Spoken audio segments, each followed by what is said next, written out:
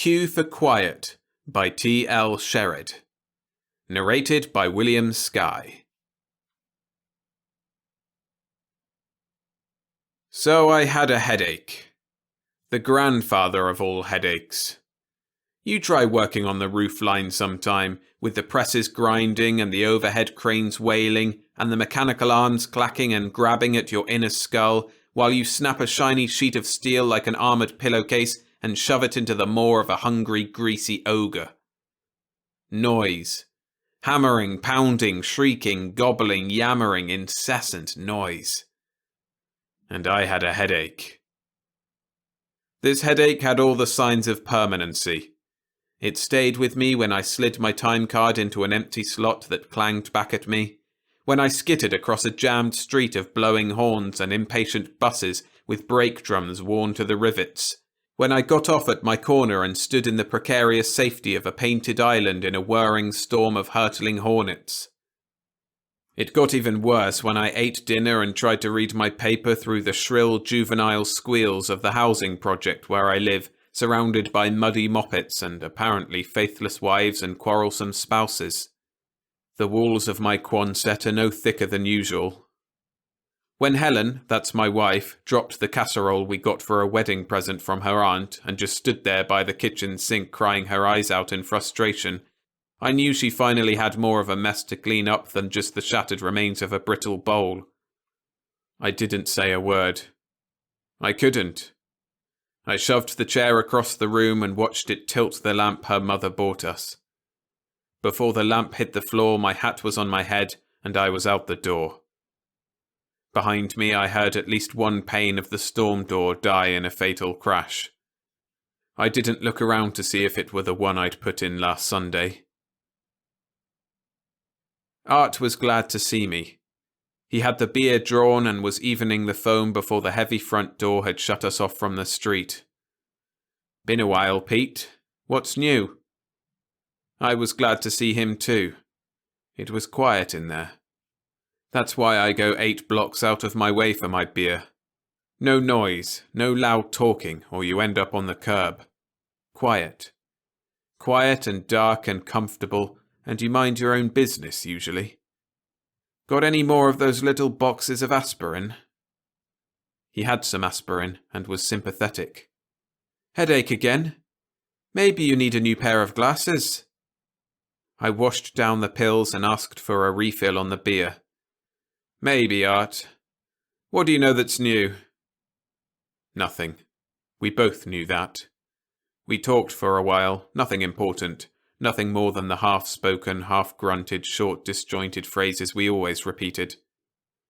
Art would drift away and lean on the other end of the bar, and then drift back to me, and at the end of each trip there would be clean ashtrays and the dark plastic along the bar would gleam, and there would be no dregs of dead drinks, and the rows of fresh glasses would align themselves in empty rows on the stainless steel of the lower counter. Art's a good bartender when he wants to be. I held up my empty glass. One more, Art. Got the radio section of the paper? He handed it to me. Might be something on the television. We both laughed. We both feel the same way about television, but he has to have a set in his business for weekend football or baseball games. A big set he has too, with an extra speaker for the far end of the bar for the short beer trade. I found the program I wanted and showed Art the listing. He looked at it. Strauss, that's that waltz music. And I nodded and he went over to the radio and found the station. These small stations can't sell every minute of their time for commercials, although they try, and every once in a while they run through a solid hour of Strauss or Bing Crosby or Benny Goodman. I like Strauss. And there I sat drinking beer and eating stale popcorn when I should have been at home with Helen listening to quiet violins and muted brasses, when I should have been doing something noisy and instructive. In my glass I could see whatever I wanted, wherever I would. I made circular patterns on the bar and drew them into a grotesque mass with fingers wet with the silver condensation of bubbles drawn magically through impervious crystal. Then Art turned off the radio. He was apologetic, but he still turned off the radio. In answer to my unspoken question, he shrugged and indicated Freddie. Freddie likes television. He likes dog acts and circus bands and bouncing clowns. He watches the commercials with an innocent, unjaundiced eye. Sometimes he sings along with the animated bakers and cooks and gas stations at the top of his boyish, beery baritone. He sings loud, and he likes his television the same way. Art flipped up the lid of the television and stood there long enough to make sure the picture, whatever it was, would be in focus. Then he came back to me and poured another. Hesitating, he added another smaller glass. I can't afford that stuff on what I make. Where I made my mistake was taking it. We each had another, and another. The headache got worse. Ivan and Jack came in, and when they heard the blast of sound, came down to my end of the bar where, although the extra speaker is overhead, you don't have to look at the source of the noise. Art handed us a deck of cards and a piece of chalk to keep score, and we started to play euchre. You don't have to think to play euchre, which is good. It's about the only game you can play with sign language, the only game for a noisy bar. So we played euchre, and at 10:30 Ivan and Jack left me alone to face the music. The little cords at the nape of my neck were tight as wires, the temple areas near my eyes were soft and tender and sore to the touch, and my head was one big snare drum. That was when Freddie half shouted to Art to get the roller derby on Channel 7, and so help me, to turn it up a little louder. The cards fell out of my hand and onto the table. I took out a cigarette and my lighter slipped out of my tight fingers and fell on the floor, and I bent over to pick it up.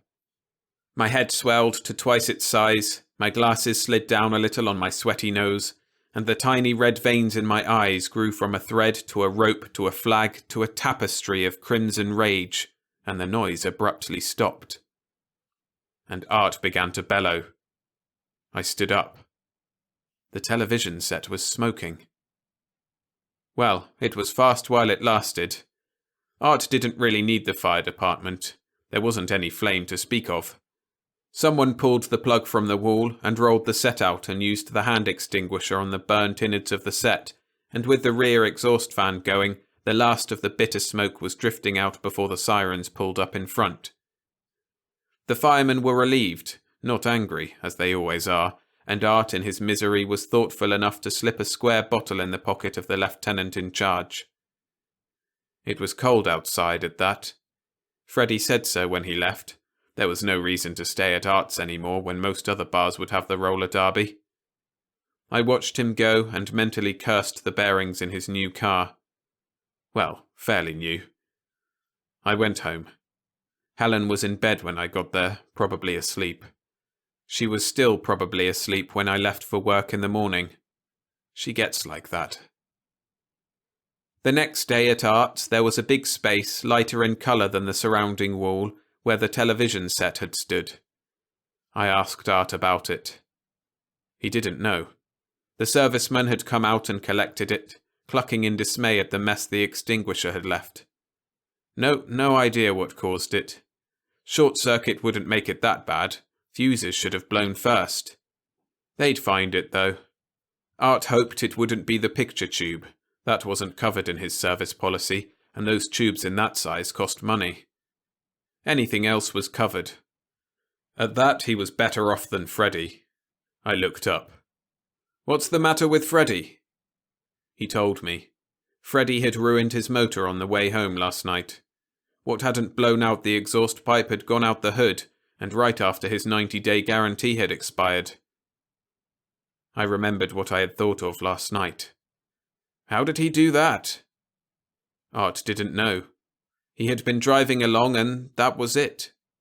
The car was in the garage with nothing left between the radiator and the firewall, and Freddie was trying to get something out of the insurance company. Fat chance too, with that bunch of pirates. We'd all had experience with that sort of thing, hadn't we? Why, someone at the other end of the bar wanted some service and Art left.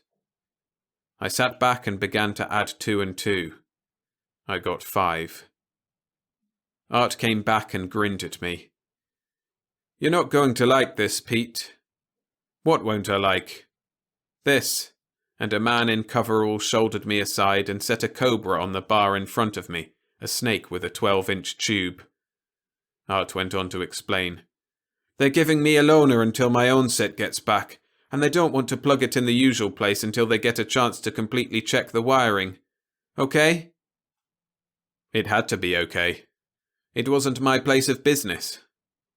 I moved down a bit and watched the serviceman plug it in.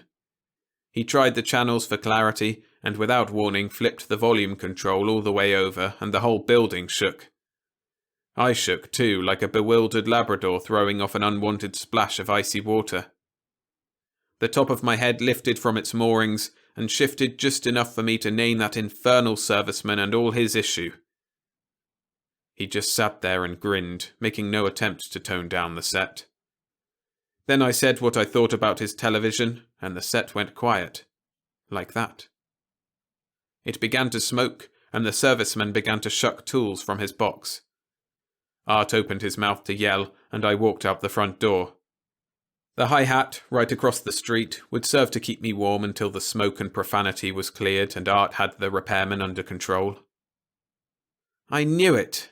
They had a jukebox inside the door with the same 20 top tunes of the week, the same gaudy front with the same swirling lights and the same tonsillectomied tenors. I shuddered as I eased by, and I murmured a heartfelt wish over my shoulder, something about the best place for that machine. I ordered a beer, a short one. The barkeep, a pleasant enough fellow but with none of Art's innate joviality, rang up the dime. You didn't happen to pull the cord out when you walked by, did you? Pull the cord out of what? He didn't bother to answer and went over to the machine. That was the first I realized the music had stilled. He clicked the switch on and off a few times with no result and went to the telephone, detouring by way of the cash register to pick up a coin. Thoughtfully sipping my beer, I heard him dial and report a jukebox out of order. Then a relay clicked in the back of my head. Could all this be a coincidence? Could be, couldn't be. The beer grew warm in my hand as I remembered. Every time I'd wished, really, really wished, something had happened. Now that I had time to think it over, I remembered that red rotor spinning madly past my eyes, that horrible hatred, and afterward, that sated sense of fulfillment. Better have another beer and forget it, Pete. Better make it 2 beers. Maybe 3. The hi-hat sold me a lot more than 2 beers or 3. When I left there, although I was walking a mental chalk line, I had a little trouble lighting a cigarette in the chill breeze. I didn't bother going back to Art's. Art was all right, and there was no sense in making trouble for a pal. Harry now, he was a stinker. Go put the needle in Harry 2 blocks away. While Harry was drawing the beer, I walked string straight to the jukebox, clicked in a quarter, and stalked back to the bar stool. Turn your back, Pete, just as though you didn't know perfectly well what was going to happen. Now take a tasty sip of your beer, wait for the noise to start. Take a deep breath now. Pete Miller, saviour of man's sanity. I closed my eyes and pretended to be covering a yawn. Tubes, I whispered. Do your stuff. Blow that horn, Gabriel. Go ahead and blow. The jukebox moaned as far as the first 8 bars. I got my quarterback from a puzzled Harry. I listened to Harry call his repairman. I finished my beer. I got outside and almost around the corner before I began laughing like a hyena. I got to bed snickering and went to sleep the same way, and I woke up with a headache. Hammering presses the next day I treated with the contempt of long practice. One single theme kept rolling around like a pea in a washtub. Just what had happened to that television set and those jukeboxes? And what had made a fairly new 8-cylinder almost disintegrate, apparently on command? Agreed that coincidence has a mighty long arm, but hardly long enough to scratch its own elbow. 40 years old and a Superman? One way to find out. Let's go at this cold sober. Let's scratch this shiny new rubber band until it snaps. At 3:30, I was first in line at the time clock, second out the gate, and 4th or 5th to line up at the National Bar. Aspirin and ginger ale, I ordered, and got a knowing grin from the barkeep. Laugh, buddy. You may think I feel bad now, but wait and see what happens to your bang box. I dare someone to put in a nickel. I double dare you. That's it. Pick a good number from 1 to 20 and go back to your stool and sit down. Take it easy now, Pete. Don't strain, don't press, no slugging in the clinches, and break clean. The place needs a good airing anyway, and the floor could use a new broom too. Bubble, bubble, go for double. No more music. No more noise. Smoke, you boiler factory, smoke. Hey, somebody, pull that plug. Not that one, that one. Pull it out. Pull it out. Pull it out. Finally, someone did pull it out. Someone chatted excitedly into the telephone, and I slid out the front door when the fire engines were wailing blocks away. Coincidence, hey? And cold sober, too. I stood on the curb and watched the firemen dash in and straggle out. Dirty trick to break up a pinochle game in weather like this. 4 red-eyed crimson giants snorted and whined their blunt noses back into the clogged traffic, back to wait another call. 3 buses were sentinels at the safety zone, and one of them took me home to dinner. This was on a Friday, the night for the Olsons next door to have their weekly Sängerbund. When Helen shook me into wakefulness, the party was going strong. "Pete, will you wake up? You know perfectly well when you hear me." Yes, I heard her. "What time is it?" "Never mind what time it is. You go over there and tell them you're going to call the police if they don't turn off that radio." I yawned. "After 2 o'clock. "Almost 2:30. You just get up and—" I laughed out loud as you can laugh at that time of the morning. "Roll over and go back to sleep," I told her. "They'll shut it off in a minute." I shut my sleepy lids and went through the deep breath routine. The radio stopped. Then an afterthought. This was Friday, and I wanted to sleep late on a Saturday, unsullied and unwelcomed by soap operas. Another deep breath, complicated by a yawn, and I went back to sleep. Over our coffee, Helen pulled aside the kitchen curtain. "I thought there was some reason I didn't wake up until 10. Look across the street." And she pointed. In front of the Olsons, a red panel truck, Chuck's radio service. Next door, in front of the Werners, Harper Radio Parts. In the Smiths' driveway, Rapid Radio Repair. "What are you grinning at?" "Me? I'm not grinning. Not at this time of the morning." "Pete Miller, you were too. Just like the cat that ate the fish." "Canary, you mean?" "That's what I said. What's so funny?" "Nothing," I said. "We just got a good night's sleep for a change. I like my sleep." She harumphed a bit, as suspicious as she usually is, and I went to the stove for more coffee. Over my shoulder I said, "Want to play a little cards tonight?" She was sceptical about that. "At Arts, I suppose?" "Sure. Saturday night euchre tournaments." "That noisy place? Nothing doing." I told her the jukebox and the television set were out of commission, and there'd be no noise she didn't make herself. She loved to play cards, I knew, and she liked art. It was just the incessant roar that wore her down. I managed to talk her into it. At Arts that night, I listened with envy to the words that were used over the telephone when the jukebox gave up its ghost. I heard only Art's end of the conversation, of course, but I gathered that Art was being accused at the very least of sabotage. I changed the subject quick when I caught Helen trying to figure out the look I must have been wearing. Women get so they're pretty good at that after they've been married a while. Art himself drove us home at closing time. Helen and Art's wife did all the talking, and I'm sure no one noticed I held my breath before every bar or house, and Helen commented, as I fit the key into the front door, on the fact that the Olsons and the Werners and the Smiths all picked the same time to turn off their radios. "Very nice of them," she said, "considering it's Saturday night." Now, I use 2 buses to get to work, transferring from the Harper bus to the Claremont line, and it's a 40-minute ride. For 2 days I fed my ego by holding my breath. I likely looked queer with a bursting red face, but no one said anything, at least directly to me. I wouldn't have cared much anyway because I didn't care much what happened. After all, wasn't I a benefactor to practically all the human race? The thinking part, that is. Wasn't it going to be nice to live in a world without punctured eardrums and hamstrung nerves? Wasn't it going to be good to be able to eat a meal in peace, to sip your 10 or 60-cent drink without having some moron with a nickel prodding your ulcer? I thought so. Thursday, or maybe Friday, my careful searching of the daily papers found my tiny item buried back of the stock reports, with the Labour news. I read it 3 times. Jukebox war suspected. An anonymous tip today told our Labour reporter that serious trouble looms in the canned music industry. R.C. Jones, Tsar of Local 77 AFL, has issued orders to individually guard each machine serviced by his union. Jones had the classic no comment for publication, but it is an open secret that intra-union friction is high in the Harper Greyshirt area.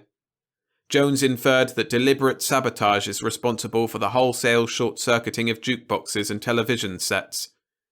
He named no names, but in an off-the-record statement threatened to fight fire with fire.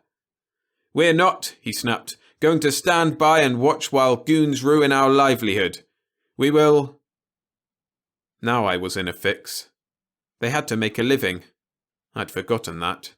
A union man myself, who was I to break another's rice bowl? I could see no point in writing to this R.C. Jones. He'd think I was as crazy as they come. And the newspapers, I could imagine the reactions of a tough city editor. So, wrapped up in my own thoughts, I stepped off the curb a little ahead of the green, and I jumped just in time.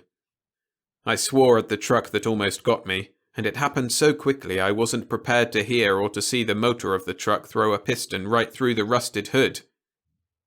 White as a sheet, the driver got out of his cab, and I crossed the street against the red light and lost myself in the crowd. This curve I was putting on the ball, it came to me then, wasn't limited to jukeboxes and noisy radios and burnt-out bearings. I had to watch my temper, or I was going to get someone in trouble. I was in trouble myself, and I had to get out of it. By the time I got home, I'd thought it over quite well. This power, whatever it might be, was the McCoy. Why should I waste it when an honest dollar might be turned? A factory job in Detroit is just a factory job, and I might keep mine for the next 40 years if I lived long enough through the noise and the dirt and the uncertainty and the model changeover layoffs every Christmas. The Olsen's radio disturbed my thinking, and it took only a second. Either they were going to get tired of putting new tubes into that gadget, or play it softer, or move. I didn't care which. So I used my wife's portable to type out a letter to Naval Ordnance in Aberdeen, where my brother-in-law used to be stationed, telling them what I'd done, what I thought I might be able to do, and asking them for an opportunity to give them a demonstration. In return, I asked for a steady government job in a warm climate. Until I could arrange a certain demonstration, I went on, I could understand they might think me a crank, so I wouldn't at present sign my name. I suggested they pay close attention through the week of the 5th through the 12th to the various press association dispatches, and I would arrange later, in my next letter, for a more personal show if they wanted to take it any further. The 5th fell on a Saturday. Bright and early I was up to ride the bus downtown, changing to the Woodward line, ending up at Ferndale, all the time concentrating furiously and holding my breath as much I dared.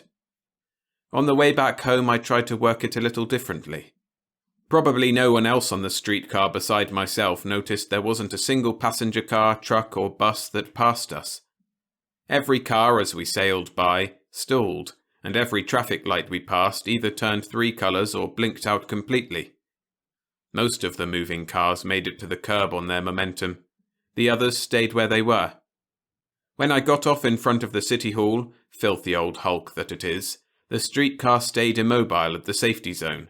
It was a new PCC car, and the insulation poured smoke from under the wheels. Naturally, there wasn't any moving traffic in back of it, or in front. I saw to that. Then I just strolled around Cadillac Square, bollocksing up everything that occurred to me, from trucks to buses to traffic lights. You never saw such a verminous tangled mess in all your life. When the patrol wagons began to scream into the square loaded with reinforcements for the helpless purple single cop at the Michigan intersection, I let them get as far as the center of the street before I pinned them down. Even when I saw it later in the newsreels, I couldn't believe it. Even Mac Sennett could have done no better. I had to walk all the way out Greyshot to St. Antoine before I could find transportation home that wasn't walled off by screaming horns and haggard foot patrolmen, and when I got off at my corner, all Greyshot and Harper behind me was as clogged as Woodward. I even knocked out every red neon sign within 2 blocks of a traffic light. That one might keep a few pedestrians alive a little longer. Helen was over at her mother's helping her hang drapes when I got home. The icebox gave me a cold jumbo bottle, and I turned on our little portable set. On every station, the spot broadcast crews were hoarse. I spun the dials and finally concentrated on one announcer, you know who I mean, with the raspiest, most grating voice this side of a Vixen file. Unfortunately, the housewives seem to like him, including Helen, and it's the housewives who have the radio on all day. I knew he was broadcasting from the roof studios of one of our highest buildings, and I took an enormous and perverted pleasure in holding my breath and thinking about the elevator system there. On second thought, I held my breath again, and the station left the air in the middle of a word. I hope he liked the walk downstairs.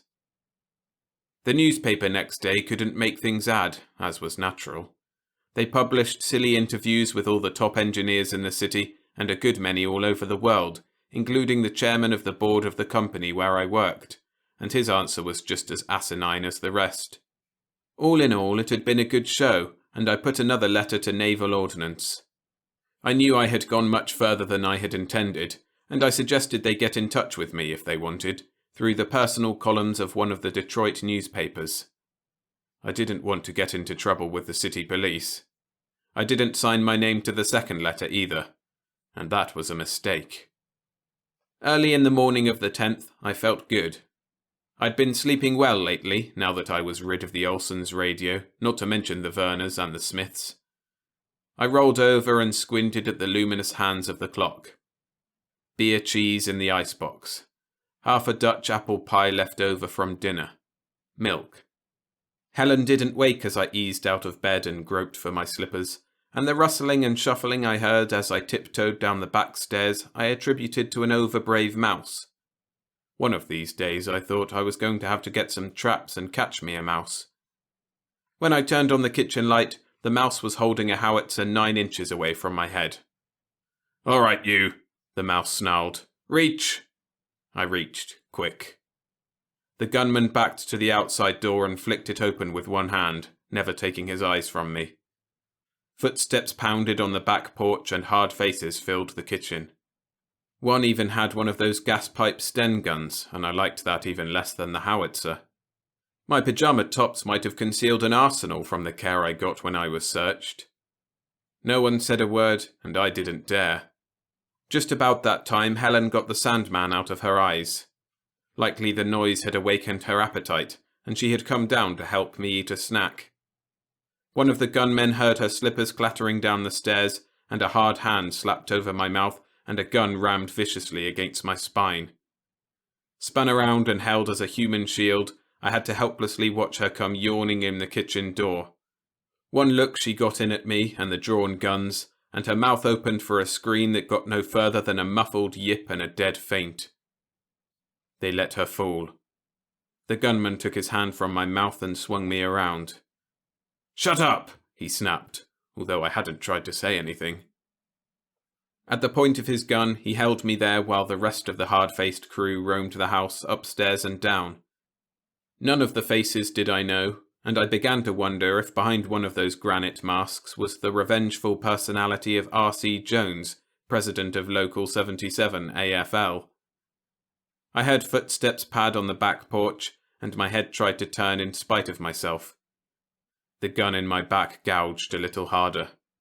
Out of the corner of my eye, I could see who pushed open the screen door I hadn't got around to taking down yet. The gun in my back helped me stand up. J. Edgar Hoover motioned to the gun, and the pressure eased a trifle. His voice was reasonably unexcited, but to my present taste, ominous. "All right. Someone go get him some pants." To me. "Your name Miller? Peter Ambrose Miller? Get that woman off the floor." Yes, I was Peter Ambrose Miller. I agreed to that. My mouth was dry as popcorn, but I managed to ask him what this was all about. Hoover looked at me and scratched his nose. "This is about your fingerprints being all over an anonymous letter received in Aberdeen, Maryland." I gulped. "Oh, that. Why, I can explain." Hoover looked at me with the fond expression of a man who has cracked open a bad egg. "That," he said, "I doubt." And he turned on his military heel and walked out the back door. When they got me my pants, I followed him. I had to. I ended up at the Federal Building, which is a cavernous morgue even during business hours. They gave me what might have been a comfortable chair if I hadn't had to sit in it. A young fellow was sitting opposite me with a stenographer's notebook, and I knew that any story of mine had better not be repeated 2 different ways. Hoover came in with a nondescript man with a hat pulled down over his eyes, who inspected me from all angles and then shook his head, a little resentfully, I thought. The hat over the eyes left, and I shifted nervously under those grim eyes staring at me. "All right," said Hoover. "Now we'll hear that explanation. Talk." So I talked. When I finished, my throat was dry and he was nodding as though he believed every word. He didn't. I asked for a cigarette and for news of my wife, and they gave me a cigarette. They told me my wife was all right, or would be, if I behaved. "Don't worry," I said. "I'll behave." They just laughed when I said that. "Quite likely," said Hoover. "Now let's hear that once more. Begin at the beginning." They gave me a room all to myself, finally. For 3 days, maybe more, I had that room all for myself and the various people that walked in at all hours of the day and night to ask me some of the silliest questions you ever heard, just as though they expected sensible answers. After that first night, I didn't see J. Edgar Hoover at all, which is just as well because I don't think he liked me one little bit. They brought me a suit with the lining in the sleeve ripped and a shirt with the cuffs turned. When I got those, I began to worry all over again about Helen, because I knew she had no part in picking out the clothes they brought me. I didn't feel too chipper when they came after me in force again. The same room, this time more crowded. Older men this time, and a few of the usual high school boys. Again we went through the same routine, and once again my voice cracked dusty dry. They were all desperately sorry for such an incurable psychopathic liar. I hadn't felt so helpless, so caught in a quicksand since my days in the army. "I'm telling you the truth, the truth. Don't you see that I've got to tell you the truth to get out of here? Don't you believe me?" Never such disbelief outside of a court-martial. In desperation my eyes jerked around looking for escape. They slid over and back to the ventilation fan purring on the wall. I sucked in a loud gasp. The blades of the fan slowed to where you could see them as individuals, and the motor housing began to smoke. "See?" I yelled at them. "Believe me now?" The blades came to a standstill and the black smoke oozed toward the ceiling. "See?" I yelled again. "Look at that fan!" Their eyes showed their astonishment. The smoke began to disappear in the stillness. "What about that? Now do you believe me?" Maybe they did. No one said anything. They took me back to my room. About an hour or so later they came after me again. The chair felt no more comfortable than it ever had, though it was beginning to shape itself to my seat. The same faces were there, but the air was a little different this time. On the desk where I had seen sit no one but J. Edgar Hoover were a half-dozen fans plugged to an extension cord that snaked away and lost itself in a dark corner. My ears twitched hopefully. Maybe this was going to get me out of here. One of the younger men spoke up. "Mr. Miller," he said briskly, "can you stop these fans as you did, apparently, the other?" I started to tell them that apparently wasn't the right word. One of the older men broke in. One moment, he said. Can you stop any one of these fans or all of them? Any particular one and leave the rest alone? I thought I could. Which one? There were 5 fans whirring silently away. Well, the one in the centre. The one in the centre. 1 out of 5. Hold your breath, Peter Ambrose. Hold it now, or you can hold your breath for the rest of your natural life and no one will ever know nor ever care. The fan in the centre began to smoke and the blades choked off abruptly. I said, the one on the far left, the one next to it, the far right, and 4 makes 5. I watched the last blade make its last swing. Has anybody got a cigarette? I got a full package. While I tore off the cellophane, someone held a light. I filled my lungs so full they creaked and sat back defiantly. So now what? No one knew just what. 2 men slipped out and the others drew together their chairs for a whispered conference full of dark looks in my direction. I sat quietly and smoked until even that got on my nerves. Finally, I broke it up with a yell. Can't you fatheads make up your minds? Don't you know what you want? Do you think I'm going to sit here all night? That was a stupid question. I knew I was going to sit there until they told me to get up. But at the time I wanted to say it, and I did, and I said a few other things that were neither polite nor sensible. I was a little upset, I think. It didn't matter. They paid no attention to me, so I lit another cigarette and waited. The outer door opened and one of the 2 that had left came back in. He came directly to me, waving the others out as he came. They filed out and he stood in front of me. Mr. Miller, this is rather an awkward situation for all of us, particularly for you, obviously. I want to say this, Mr. Miller. That is, we here in the Bureau, are extremely sorry for the turn of events that brought both of us here.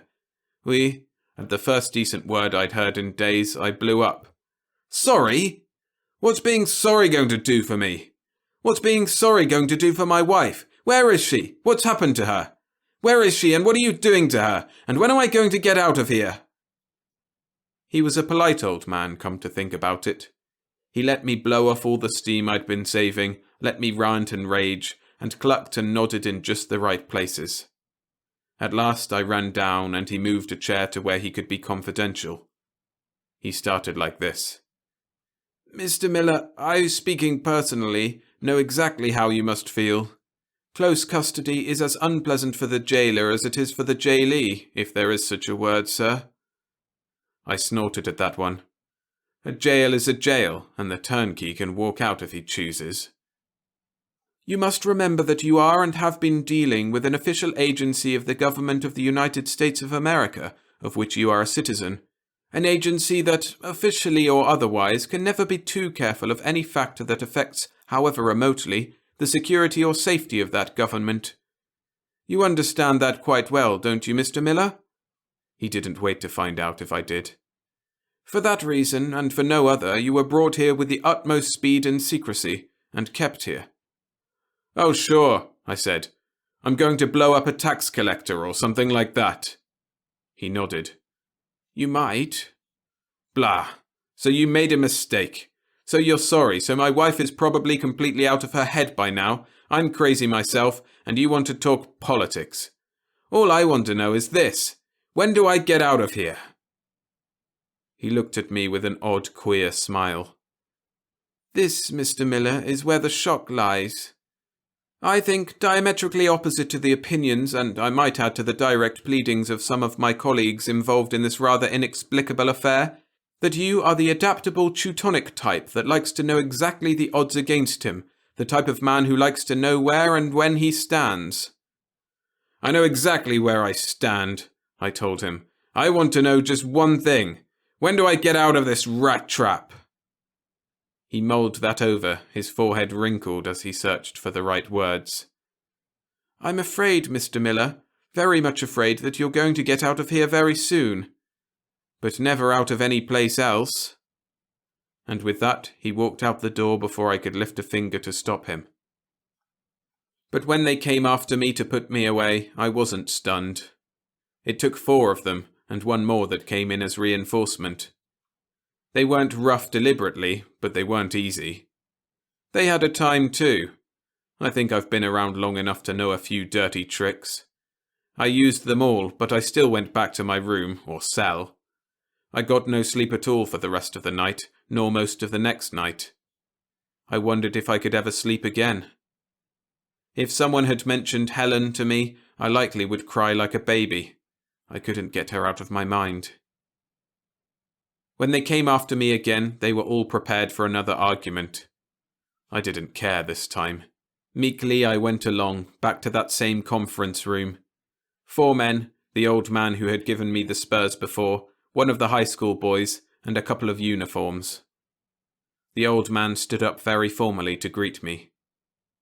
"Good morning, Mr. Miller." I snarled at him. "Good for what?" One of the uniforms was indignant. "Hear, hear, my man." I let him have it too. "In your hat, fatty.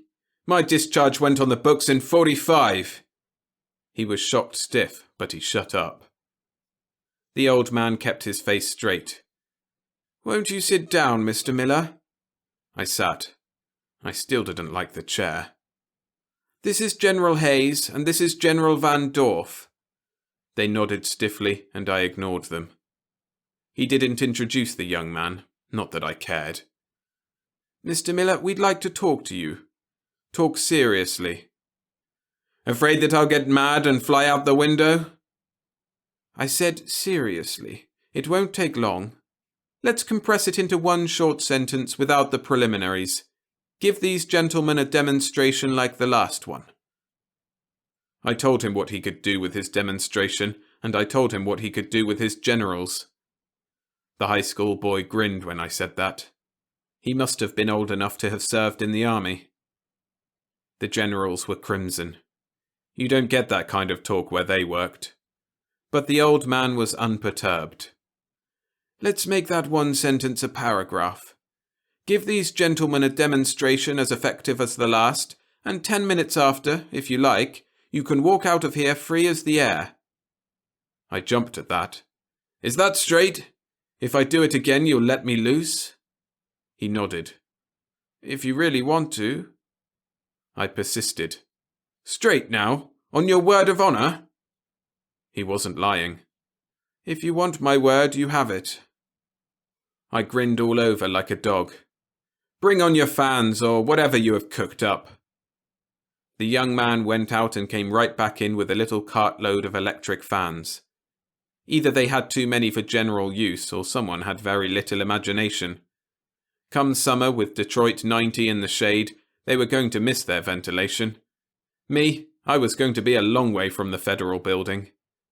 He set the fans on the desk and the generals craned stork-like to see what was going on.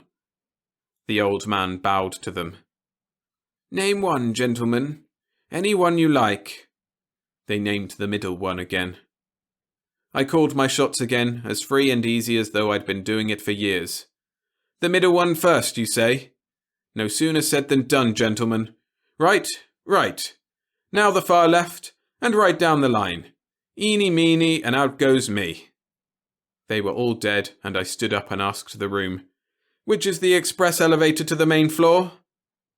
The old man held up his hand. "One moment, Mr. Miller." He read my mind, which at that second wasn't hard to do. "Oh, no, you're free to go any time you so desire, but I would like to make this demonstration a little more convincing." He meant it. I could go if I liked. "You also, Mr. Miller, as I understand it, exhibit somewhat the same degree of control over internal combustion engines." And well he knew I did. That traffic tie-up I'd engineered had travelled via newsreels all over the world. "Will you gentlemen step over to the window?" This was to me and the generals. We all crowded over. I looked down and saw we were on the 9th floor, maybe the 8th or 10th. It's hard to judge distance when you're looking straight down. "Mr. Miller." "Yeah?" "If one of those officers will pick out a car or a truck down on the street below, can you stop it? Stop it dead in its tracks?" "Sure, why not?" "All right then. General Hayes will let you do the honors. Will you select from all those cars down there any particular item? I broke in. Or any streetcar. I was feeling cocky. Or any streetcar. I would suggest, General, that you choose a target for its visibility, one that you cannot mistake. The uniforms were suspicious as they conferred with their noses flat against the glass. They beckoned to me and pointed. That one there. Which one where? They had to be more explicit than that. The big truck. The one with the green top and the pipes sticking out. I spotted it. It slowed for a red light and came to a complete stop. I concentrated. Blow, Gabriel. The cross-traffic halted and the truck again got underway. Then, suddenly, as it must have been, although from where we were it seemed like a leisurely stroll, it veered through the other traffic lane and smoke burst from its hood. We could see the driver pop from his seat and race to the corner fire alarm box. Almost instantly, traffic both ways was 4 deep. I turned away from the window. I don't like heights anyway. Now can I go? Walk, not run, to the nearest exit. The old man spoke directly to the uniforms. Well, gentlemen, are you satisfied? They were satisfied, all right. They were stunned. They were probably visualizing a stalled tank retriever, a stalled 6x6. Thank you, Mr. Miller. Thank you very much. My grin was wide as I started for the door. But I think it is only fair, before you go, for me to tell you one thing. With my hand on the knob, I laughed at him. You mean that there isn't any Santa Claus? The corners of his mouth went up. Not for you, I'm afraid. Are you insured? Me? Insured? You mean the extra 30 cents I give the newsboy every week? That's it. Insured. Life insurance. I shrugged. Sure, a couple of thousand as long as I take the papers. Suppose your subscription expires or is cancelled for certain reasons that should be obvious. The general stopped fidgeting and looked curiously at the old man. I couldn't figure out what he meant, and said so. You can, well, let's say that you can interfere with electrical or mechanical devices, can't you? Sure I could, at least all the ones I'd ever tried. So with that established, you would be in a military sense the theoretically perfect defense. I hadn't thought about it that way. But if it ever came down to it, I should be able to knock down an airplane, gum up the works on a fusing detonator, maybe even... No, I didn't like that idea. Not me, not at all. The old man's voice was hard and soft at the same time. So you're the irresistible force, or maybe the immovable object. And if you walk out of this office right now, and you can, Mr. Miller, that was our agreement, knowing what you know and being able to do what you have been doing. Now, just how long do you think it would take the intelligence of a dozen different nations to catch up with you? And how long after that would you stay free, as you put it? Or how long would you stay alive? There are all types of ways and means, you know. You bet I knew that. My hair tried to stand on end. Why, you'd be just cutting your own throat. You'd have to keep an eye on me. You can't back out on me now. He was sympathetic. That's just what we're trying to do. We're trying to protect you, and all you want to do is go home. I sat down in the old chair. So that's why you said I could go any time I wanted to. The old man said nothing. I ran my hands through my hair and tried to find the right words. Now what? One of the generals started a preparatory cough, but the old man beat him to it. I have a suggestion, Mr. Miller. You likely will not approve, or then again you might. Yeah? You know by now that this room, or its rough equivalent, is where you can be safe. This place or one as well guarded. Yeah, and then what? He tried to make it as easy as he could. Voluntarily, remember that word and what it means. Voluntarily put yourself in our charge. Put yourself under our care and our protection, and your orders. General Van Dorf couldn't hold in his snort. Good heavens, man! Where's your patriotism? Where's your... He got the worst of that exchange and he didn't like it. Where's your brains, man? Whatever patriotism I have left is pretty well worn after 32 months overseas. I'm sick of the Army and Navy. I'm sick of hurrying up to stand in line. I'm sick of being told what to do and being told how and where to do it. I'm sick of being bossed. As far as I'm concerned, there's only one person in this world who can tell me to do anything. And what's happened to my wife anyway? Where is she? And where does she think I am right now? The old man hesitated. She doesn't know where you are. She's in the women's division downstairs. She's been well treated, of course. Sure, well treated. That was when I got really mad. Sure, jerk her out of bed in the middle of the night and throw her in jail and give her enough to eat and a place to sleep, and that's supposed to be good treatment? The generals left without excusing themselves. Evidently they knew what was coming and wanted no part of it. The old army game of signing your name and letting the sergeant hear the howls. I think that was the only thing that kept me there, as furious as I was, to hear what the old man had to say. He had been handed the dirty end of the stick, and he had to get rid of it the best way he could. When they were gone, he circled a bit and then got the range. Boiled down, it was like this. As of right now, you no longer exist. There is no more Peter Ambrose Miller, and maybe there never was. Your wife, being human, could keep quiet no longer than any other woman or man. As far as she is concerned, you're no longer alive. You were killed while escaping arrest. The sheer brutality, the plain cruelty of that almost drove me insane right there on the spot. I don't know what kept my hands off him. Now, of course, I realized that he was doing that deliberately to focus my hate on him, to present the bad side of it, to show me what could be done if I didn't cooperate. But I didn't know that then. So if I've got the name, I'll have the game. Does it make any difference if I get shot in report or in fact? How would your wife like to know that you'd been shot down like a criminal? What would Helen say to her friends and my friends and her relatives and all the people we know? That was just the reaction he'd been waiting for. I mentioned that only as a suggestion. That could be easily arranged another way. Let's say, for example, that you've been working for the government ever since your legal discharge in an undercover assignment, and you died in line of duty. It should be quite easy to see that your widow was awarded some sort of posthumous decoration. Would that help? I never thought that I would ever sit quietly and listen to someone calmly plot the complete obliteration of my whole life, my whole being.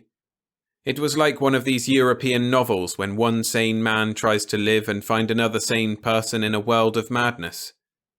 A posthumous decoration. A medal for one that is dead and rotting. A nightmare with no waking up. And perhaps, oh certainly, a pension. You can rest assured your wife will never want. You see, Mr. Miller, we want to test you and your ability. Perhaps this unbelievable control you have can be duplicated or understood. That we want to find out. We want to turn inside out all the enormous potential you have. In short, we must, have you in strictest custody and under rigid observation. If you like, I can see that you have a military or naval commission of rank commensurate with your importance. And don't think, Mr. Miller, that you're any less important than I've stated. Right now, from this side of the fence, it looks to me that you're the most important thing this side of the invention of the wheel. I didn't want a commission. I wanted to lead a normal life, and I wanted my wife. The Marines, perhaps, or the Air Corps. It wasn't just the Army or the Navy, it was the system. If I had to be a sad sack, I'd be a civilian. As you like. Agreed? I looked at him. Agreed? What do you want me to say? That's a good word for you to use to me. You can rest assured. He saw what must have been on my face and stopped short. For a long minute we sat there, he thinking his thoughts and me thinking mine. Mine weren't pleasant. Then he got up and came over to me. Sorry. This is a pretty big meal to digest all at once. I know how you must feel. I stared up at him. Do you? Then he turned and left. Later, I don't know when, the young fellow came back alone and took me to my cell. I must have finally gotten to sleep. The young fellow, who turned out to be a fairly good citizen named Stein, came after me the next day. He wanted me to pack. Pack? All the clothes I had were on my back. Toothbrush, things like that. Tell me what you want in the line of clothes and you'll get them. Or anything else within reason. Anything? Anything at all? Well, I said anything reasonable. We didn't have to go any further into that. He knew what I meant. When it was dark, they took us away, Stein and myself. In the back of a mail truck, cramped and silent, we rode for what seemed hours. Long before we rattled to a halt, I could hear the familiar roars of motors being warmed. The tailgate swung open, and a 20-foot walk put us into a military ship. That meant Selfridge Field. Stein and I sat in the old painful bucket seats, the twin motors blasted, and we trundled down the paved strip, a takeoff to nowhere. So long, Miller. So long to your wife and your home and your life. So long, Miller. You're dead and you're gone, and your wife will get a medal. When I awoke, the cabin was stuffy and the sun was brassy and hot and high. Stein, already awake, came up with a thermos of coffee and a snack. A peep from the ports didn't tell me where I was, not that it mattered. Somewhere in the west or southwest, on a sandy waste on the far end of a landing strip away from a cluttered group of shacks, we walked long enough to get out the kinks. Then a hurried sandwich from a picnic basket left in the cabin by an invisible steward, and we transferred to a grey amphibian. The next time I had interest enough to look out and down, we were over water, and toward the rim of the world we floated for hours. I dozed off again. Stein woke me up. Wordlessly he passed me a heavy helmet and the kind of goggles that presented a mirrored blankness to the outside world. All this time I had seen none of the crews, even when we had landed. The two of us had strolled alone in a tiny world of our own. When the pilot cut his engines for the landing, I had the old-style helmet on my head. It was far too big and hurt my ears. The galloping splash we made puddled the ports high, and we bobbed awkwardly until Stein got his signal from the pilot, who popped out an impersonal arm. From the wing struts we transferred to a navy dory, manned by enlisted men commanded by a blank-faced ensign in dungarees. We were both wearing the concealing helmets in the stifling heat, and the ensign's eyes front did no more than keep the sailors from sneaking curious looks from the corners of their eyes. The small boat put us alongside what looked like more of a workship than a fighter. It might have been an oiler or a repair ship, or it might not have even been Navy. But it was Navy clean, and the crew was Navy. Some gold braid way out of proportion to the size of the ship met us at the top of the ladder, saluted, God knows why, and led Stein and I to a cabin. Not too big, not too small. I heard the amphibian rev up and take off again, and the deck tilted a trifle beneath us as we gathered way. A yank and the suffocating helmet was off, and I turned to Stein. Navy ship? He hesitated, then nodded. Navy ship. No beer, then. I drew a big grin this time. He was human, all right. No beer. Like an oven it was in that cabin. In a shower stall big enough for a midget, I splashed away until I got a mouthful of water. Salt. I paddled out of there in a hurry and spent the next 2 hours trying to get interested in a year-old house and home. Hours? I spent 3 solid days looking at that same issue and others like it. All the sailors on the ship must have had hydroponics or its equivalent on the brain. In between times it cost me $13 I didn't have to play gin with Stein. Then I never did find out his real name. Neither his name nor his job nor what his job had to do with me, but he must have been important from the salutes and attention he got. Maybe he'd just gotten there, Maybe he'd been there all the time. He told me, when I bluntly asked him his name and what he did, that his name was Smith, and I still think of him as Smith. When he tapped on the door and stepped into that airless cabin, I could smell the fans and the generals and the Federal Building all over again. "Hello, Mr. Miller," he smiled. "Nice trip." "Swell trip," I told him.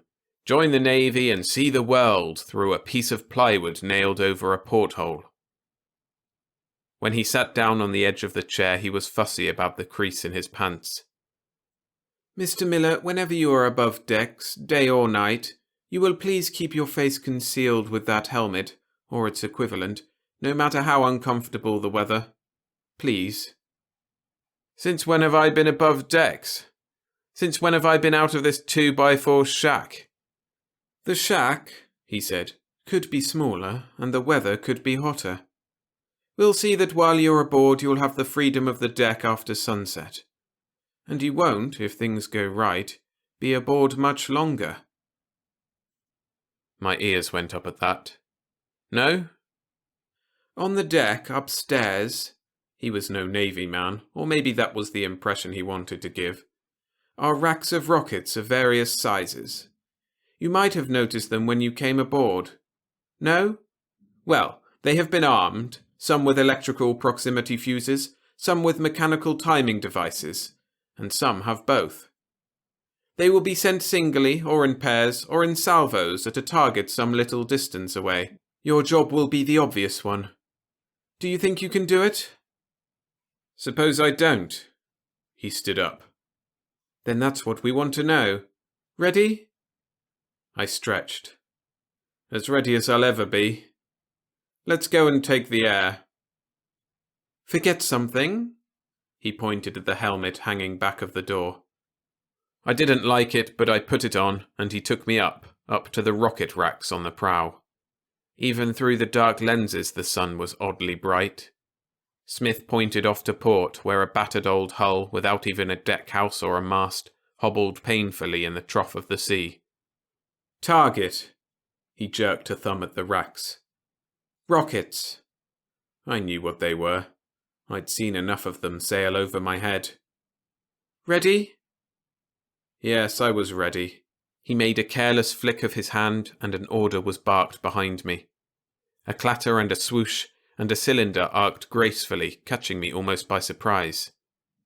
I felt that familiar tightening behind my eyes, that familiar tensing and hunching of my shoulders. The propellant was taking the rocket almost out of sight when the fuse fired it. Wham! Caught that one in mid-air. Try another. Another whoosh and another wham. Then they tried it in pairs. Both of the flying darning needles blew together in an eccentric sweep of flame. 4, maybe 5 or 6 pairs I knocked down short of the target, some so close to us that I imagined I could feel the concussion. They switched to salvos of a dozen at a time, and they blew almost in unison. They emptied the racks that way, and I was grimly amused at the queer expression of the officer in charge as the enlisted men refilled the maws of the gaping racks. Smith, the old man, nudged me a little harder than necessary. "All racks salvo!" All at once. I tried for a cool breath in that sweaty helmet. "Ready!" I couldn't pick out any individual sounds. The racks vomited lightning and thunder far too fast for that. The rumble and roar bored itself into a remote corner of my brain while I watched that barnacled hulk and concentrated. I couldn't attempt to think of each rocket or each shot individually, so I was forced to try to erect a mental wall and say to myself, nothing gets past that line there. And nothing did. Just like slamming into a stone wall, every rocket blew up its thrumming roar far short of the target. The racks finally pumped themselves dry, and through the smoke, Smith grasped my arm tighter than I liked. I couldn't hear what he was saying, deafened as we all were by the blasts. He steered me back to the cabin, and I flipped off drops of sweat with the helmet. I turned unexpectedly and caught the old man staring at me. "Now what's the matter with you?" He shook his head and sat down heavily. You know, Miller, or Pete, if you don't mind, I still don't actually believe what I've just seen. I borrowed a light from the ubiquitous Stein. His expression told me he'd seen the matinee. I don't believe it either, and I'm the one that put on that show. I blew smoke in the air and gave back the lighter. But that's neither here nor there. When do I get out of this black hole of Calcutta? Well, Smith was undecided. Where would you like to spend some time when we're through with this? That I hadn't expected. You mean I have a choice? Non-committally. Up to a point. How about some island somewhere? Or in the States? Cold or warm? How, for instance, would you feel about Guam or... Watched by the whole mounted police? He nodded. I didn't care. Just some place where no one will bother me. Some place where I can play some records of the Boston Pops or Victor Herbert. And I guess the nervous strain of all that mental effort in all the noise and smoke was fighting a delayed action. Some place where I can get all the beer I want, because it looks like I'm going to need plenty. Some place where I can sit around and take things easy and have someone to... I cut it short. He was one of the understanding Smiths at that. Yes, he nodded. We can probably arrange that too. It may not be... What else could he say, or what other way was there to say it? One more thing, he went on. One more demonstration. This will take some little time to prepare. That to me meant one thing, and I liked it not at all. He beat me to the punch. This should be what is called the payoff, the final edition. Come through on this one and you'll be better off than the gold in Fort Knox. Anything you want. Anything that money or goodwill can buy. Anything within the resources of a great, and I assure you, a grateful nation. Everything, I finished for him, except the right to go down to the corner store for a magazine. Everything except what better than me have called the pursuit of happiness. He knew that was true. But which is more important? Your happiness, or the freedom and happiness of 170 millions? Peter, if things political don't change, perhaps the freedom and happiness of over 2 billion, which I believe is the population of this backward planet. Yeah. The cigarette was dry and I stubbed it in an ashtray. And all this hangs on one person. Me. That's your story. My mouth was dry too. His smile, I'm afraid, was more than just a little forced. That's my story, and we're all stuck with it. You, me, all of us. No, you stay here, Stein. Let's see if we can get this over once and for all. Lines came and went on his forehead as he felt for words. Let's try it this way. For the first time in written history as we know it, one single deadly new weapon can change the course of the world, perhaps even change the physical course of that world and the people who in the future will live in it. Speaking personally, as a man and as a reasonable facsimile of a technician, I find it extremely hard, almost impossible, to believe that, at the exact psychic moment, an apparent complete nullification of that weapon has appeared. I grunted. Maybe. Maybe. That's what we want to find out. Could you, Peter, if you were in my place, or you in your own place, get a good night's sleep tonight or any other night, knowing that problem might have an answer without doing anything about it? Or are you one of these people who believe that there is no problem, that all things will solve themselves? Do you believe that, Stein? Do you think that Peter Ambrose Miller thinks that way? No, Stein didn't think that way, and Miller didn't think that way. We all knew that. All right, and he rubbed the back of his neck with a tired hand. We have that weapon now. We, meaning the United States and the whole wide world, from Andorra to Zanzibar. Now means today in my lexicon. Tomorrow, and I mean tomorrow, or tomorrow of next year or the year after that, who will be the one to use that weapon? Do you know, Peter? Do you know? There was no need for an answer to that. And neither does anyone else. Peter, Your insurance. You're the cheapest and best insurance I know of. If. There's that big if. I hate that word. I always have, and I'm going to eliminate if, as far as Peter Ambrose Miller is concerned. Right? Of course he was right. Hiroshima could just as well have been Memphis or Moscow or Middletown. And I always had wanted to be rich enough to carry my own insurance. Before Smith left, he told me it might be a month or two before he would see me again. These things aren't arranged overnight, you know. I knew that. I would be landed, he said, somewhere, someplace, and I'd be my own boss, up to a point. Stein would be with me, and the secrecy routine would still be in effect. His voice trailed off, and I neither saw nor heard him leave. 3 miserable weeks I spent somewhere in some stinking Southern Pacific mudhole. Cocker Spaniel Stein was never out of reach or sight, and gave me the little attention I wanted. From a distance I occasionally saw Army and Navy. The enlisted men were the ones who brought me not everything I asked for, but enough to get along. Later on, I knew, I'd get the moon on ice if I were actually as valuable as appeared. At that time no one was sure, including some brass who came poking around when they thought I might be asleep. They stayed far away from me, evidently under strict orders to do just that, although they took Stein aside several times and barked importantly at him. I don't think they made much impression on Stein. I was aching for an argument at that stage, and it's just as well they dodged contact. When Smith showed up, with the usual officious bodyguard, I was itching to go. Bikini I'd seen in the newsreels, and this wasn't it. The back 40 would have dwarfed it. Just a limp palm or two, and an occasional skinny lump of herbiage. Ships of all naval types and a civilian freighter or so spotted themselves at anchor like jagged rocks around the compass.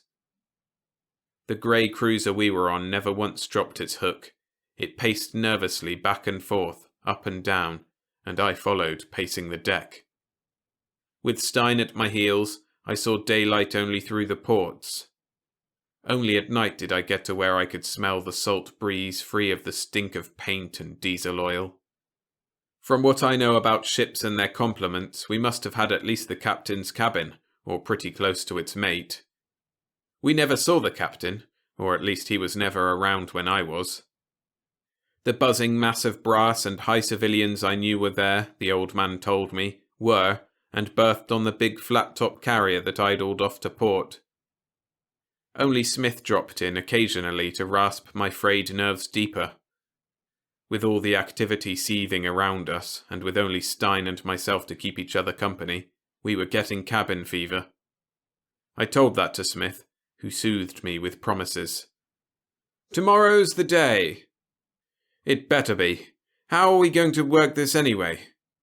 I was curious, and I thought I had a right to be. "From what I hear, you'd better have your holes already dug." "Too true," he agreed. "The bomb itself will be released from a drone plane, radio-controlled. We will, of course, be far enough from this island and the target installations you might have noticed going up to be out of range of radiations." "You hope?" "We hope. Your job will be to keep the bomb from detonating, or if that cannot be done, to fire it harmlessly or as much so as possible. That's what we want to know. Clear?" Of course it was clear. That's what I wanted to know too. The sun came up out of the sea as quickly as it always does, and although the cruiser deck was almost bare, far off we could see the carrier deck swarming with tiny ants. The odd angled posts and gadgets we could see sticking up must have belonged to the technical boys, and they must have had plenty of it, if we could see it at that distance. Overhead they must have had at least 8 planes of all types, from B-36s to helicopters to Piper Cubs, all dipping and floating and racing madly from one air bubble to another. Smith took time to tell me that, regardless whether the bomb was fired by Miller or Iron Mike, the explosion data would be immensely valuable. "These things cost money," he said, "and this is killing 2 birds with 1 stone. I didn't want to be a bird, and my smile was sickly strained. Smith went off with a wry grin. The helmet itched the back of my neck, and the glasses dug into the bridge of my nose. From the open space I had to work in, they must have thought I was a ferry boat, until it dawned on me that all those armed Marines with their backs turned weren't there just for ornament. Peter Valuable Miller. Very, very queer, I thought, that all those technicians swarming on the carrier deck could be trusted enough to build and fire a bomb, and yet couldn't be allowed to know that there might be a possible defense to that bomb. I watched Stein scratch his back against a projecting steel rib as the Smith strolled absently out of nowhere. Stein straightened sheepishly, and the old man smiled. "Ready?" "Why not?" I gave him the same answer as before. "Ready as I ever will be." He handed me a pair of glasses, 7 by 50. "The drone ship took off 10 minutes ago. Look due north. No, north is that way. And whenever it comes into whatever you consider your range... Bingo!" "Bingo." He liked that. "When you fire it..." "You mean if I fire it?" "If you fire it, just before, you slide the filters over the ends of your binoculars like so. Or better still, turn your back." Turn my back? I wanted to see what was going to happen. "All right, but make sure you get those filters down in time." He cocked an ear as someone shouted something that was carried away in the freshening breeze. "Must have picked it up with radar. Let's see if we can find it." And together we set to sweeping the northern horizon. Radar must have been sharp that day, because the drone, a battered B-24, was right on top of us before we picked it up, a mote in the sun's brazen eye. A flurry of orders relayed to the control ship sent it soaring back into the distance, a mile or so high. Just to the limit of visibility, I used the corner of my mouth to Smith. "Hold your breath and help me out." Maybe he did at that. "Motors. I'll try to get the motors first." The slapping of the salty waves against the cruiser's armoured hull seemed to pause in mid-stride. Nothing happened. Nothing, until the waves, with a frustrated sigh, gave in and began again their toppling roll and hiss. Then, slowly, ever so slowly, so faintly that it was only a speck in the sky, the distant dot tilted and hung, suspended on a wingtip. Hung. A jerk and a warped spiral. My ears rang, and the falling leaf, now swooping and sailing in agonized humpbacked scallops, seemed to double and triple in my tear-swimming eyes. Then I tried. There was no sound. There was no booming roar, no thunder. But I forgot to yank down those dark filters over the ends of the Zeiss. They had told me that it would be like looking at the sun. Well, the sun won't throw you flat on your back, or maybe I fell. Not quite flat. Smith threw a block as I reeled and held me upright. I tried to tell him that I was all right, that it was just the sudden glare that paralyzed me, and to get his arms off my neck before I strangled. No attention did I get from him at all in that respect, but plenty of other unneeded help. Wriggle and swear as I might, with that helmet scoring a raw groove in my neck, I was toted below and dropped on my bunk with, I suppose, what whoever carried me would call gentleness. The anxious officer in front of me, when the action was over, had the physician's harried look. He liked my language not one little bit, and only Smith's authority kept him from calling corpsemen to muzzle me while he examined my eyes. When my sore eyes had accustomed themselves to the dim light in the cabin, Smith led the officer to the door of the hatch, or whatever they call it, explaining that the recalcitrant patient would doubtless be later in a more receptive mood. "If you think so," I yelled at his indignant ramrod back, "you must try sticking in your head and see what happens." I didn't like anyone to poke anything in my eyes any time. Smith shut the door quickly. "Must you bellow like that? He was trying to help you." I knew that, but I was mad. I don't want any help. I could have made it down here under my own power, and you know it. Smith sat down. These your cigarettes? Thanks. He lit his own and puffed furiously. I don't think you can reasonably expect to be let alone, Peter. After all, you're a very valuable piece of property, sure. In the meantime, I don't want anyone fooling around me. He smoked in silence, thinking. That meant trouble. Well? Well, what? He reached for the ashtray. Ready to talk now? Sure, I said. Talk or listen? A little of both. I talk too much. It would do me no harm to listen. Shoot. This, then, Peter, is the situation. You, without a doubt, are the most remarkable person in the whole wide world. Almost an institution in yourself. I grinned. Like the Maine farmer, a character. Right. As far as I and anyone else that has had any contact with you at all can tell or even guess, you are absolutely and perfectly unique. You said that before. So I did. You know, and he held my eye steadily, you're so completely unique, and so dangerous, that more than once I have been personally tempted to arrange your elimination. From behind. I couldn't put up more than a weak grin for that. I had wondered about that myself. A variation, a deadly one, of the old if you can't lick 'em, join 'em theme. And I hadn't been too cooperative. He went on slowly. My personal reactions, for obvious reasons, do not enter into this. But I think, Peter, that you should consider those words very seriously before you are tempted to do or say anything rash.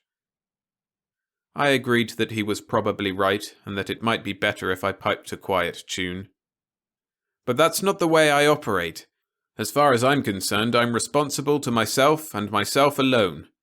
If I wanted to be told what to say and what to think and when to say it, I would have stayed in when I got my discharge. He shrugged. It might be better for all concerned if you were under military discipline, although it might not suit your ego. Take, for example, the two generals you met in Detroit, General Hayes and Van Dorf. They both are regarded as brilliant. They are both regarded as too mentally precocious to be risked in physical action. They are two of the most agile minds on the staff. I took his word for it. They are still generals to me. And I don't have to stand at attention, and I don't have to take their orders. Exactly. And he reached for the cigarettes again. It is not going to do any good by adding more fuel to your mental furnace, but it is only fair to tell you that the elimination thing was more or less seriously discussed before you left Detroit. He didn't give me a chance to blow up, but raced on.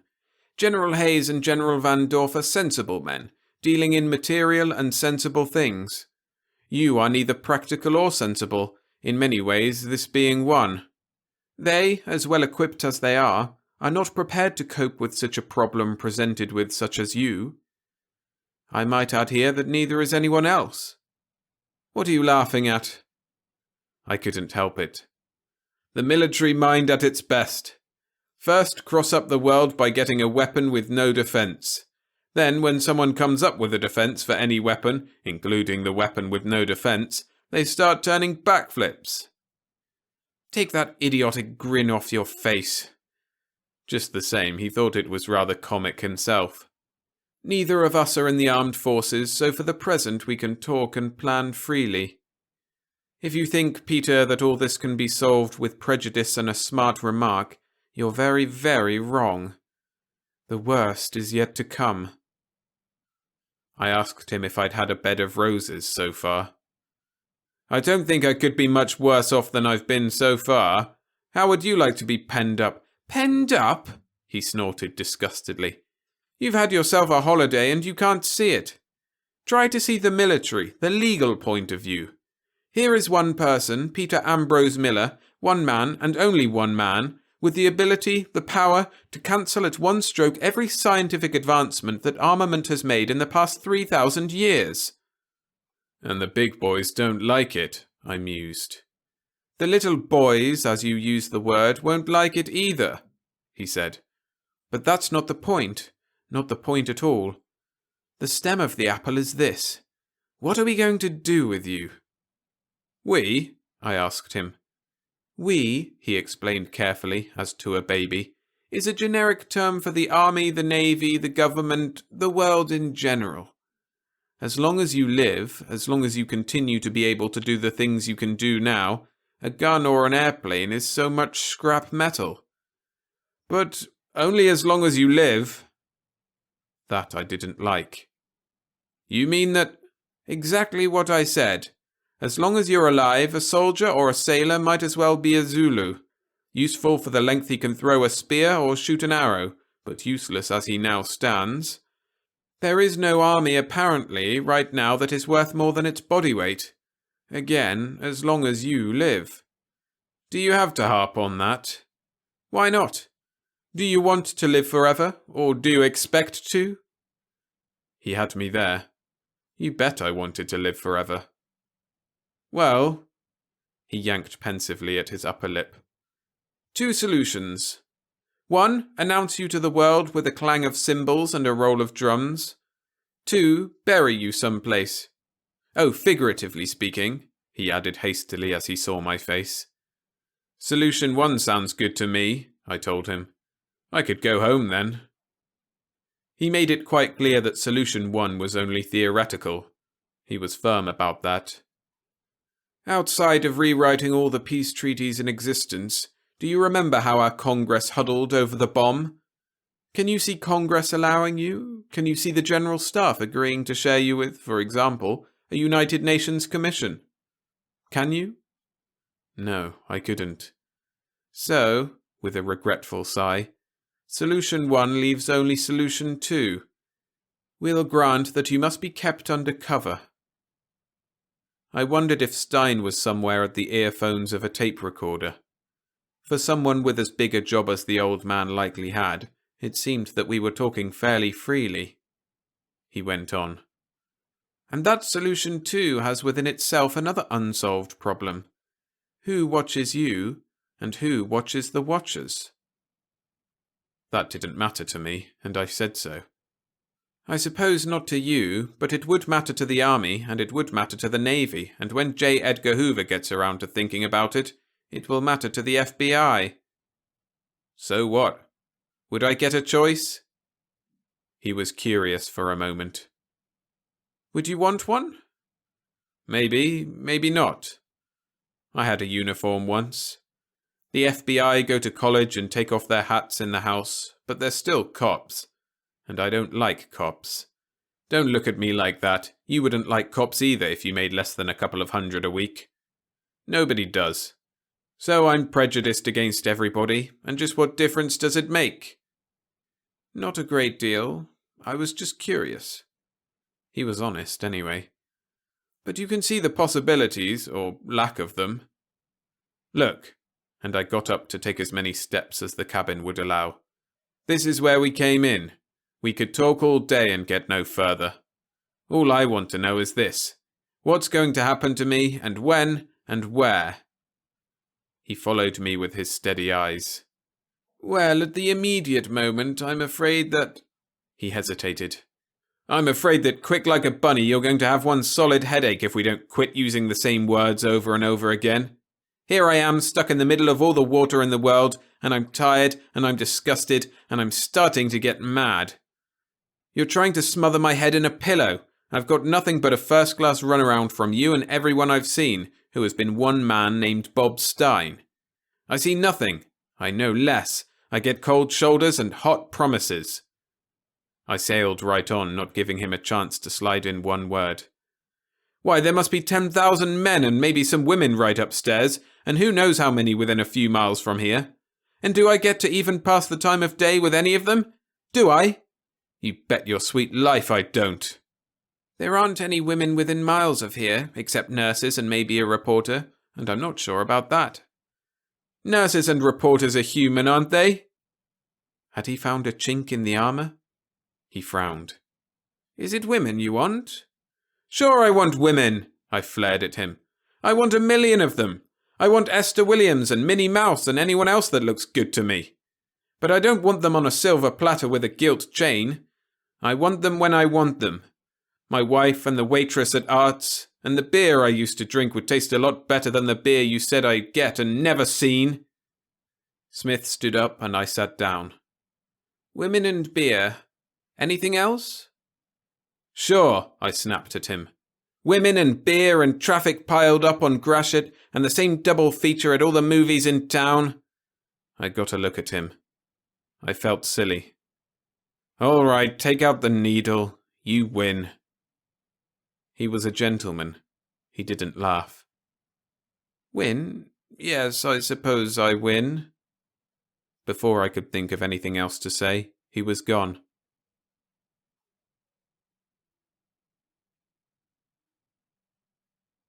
Part 2.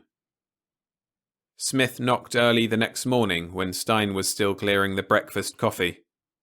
For that time of day he was disgustingly happy. The customary greeting, I believe, is good morning, is it not?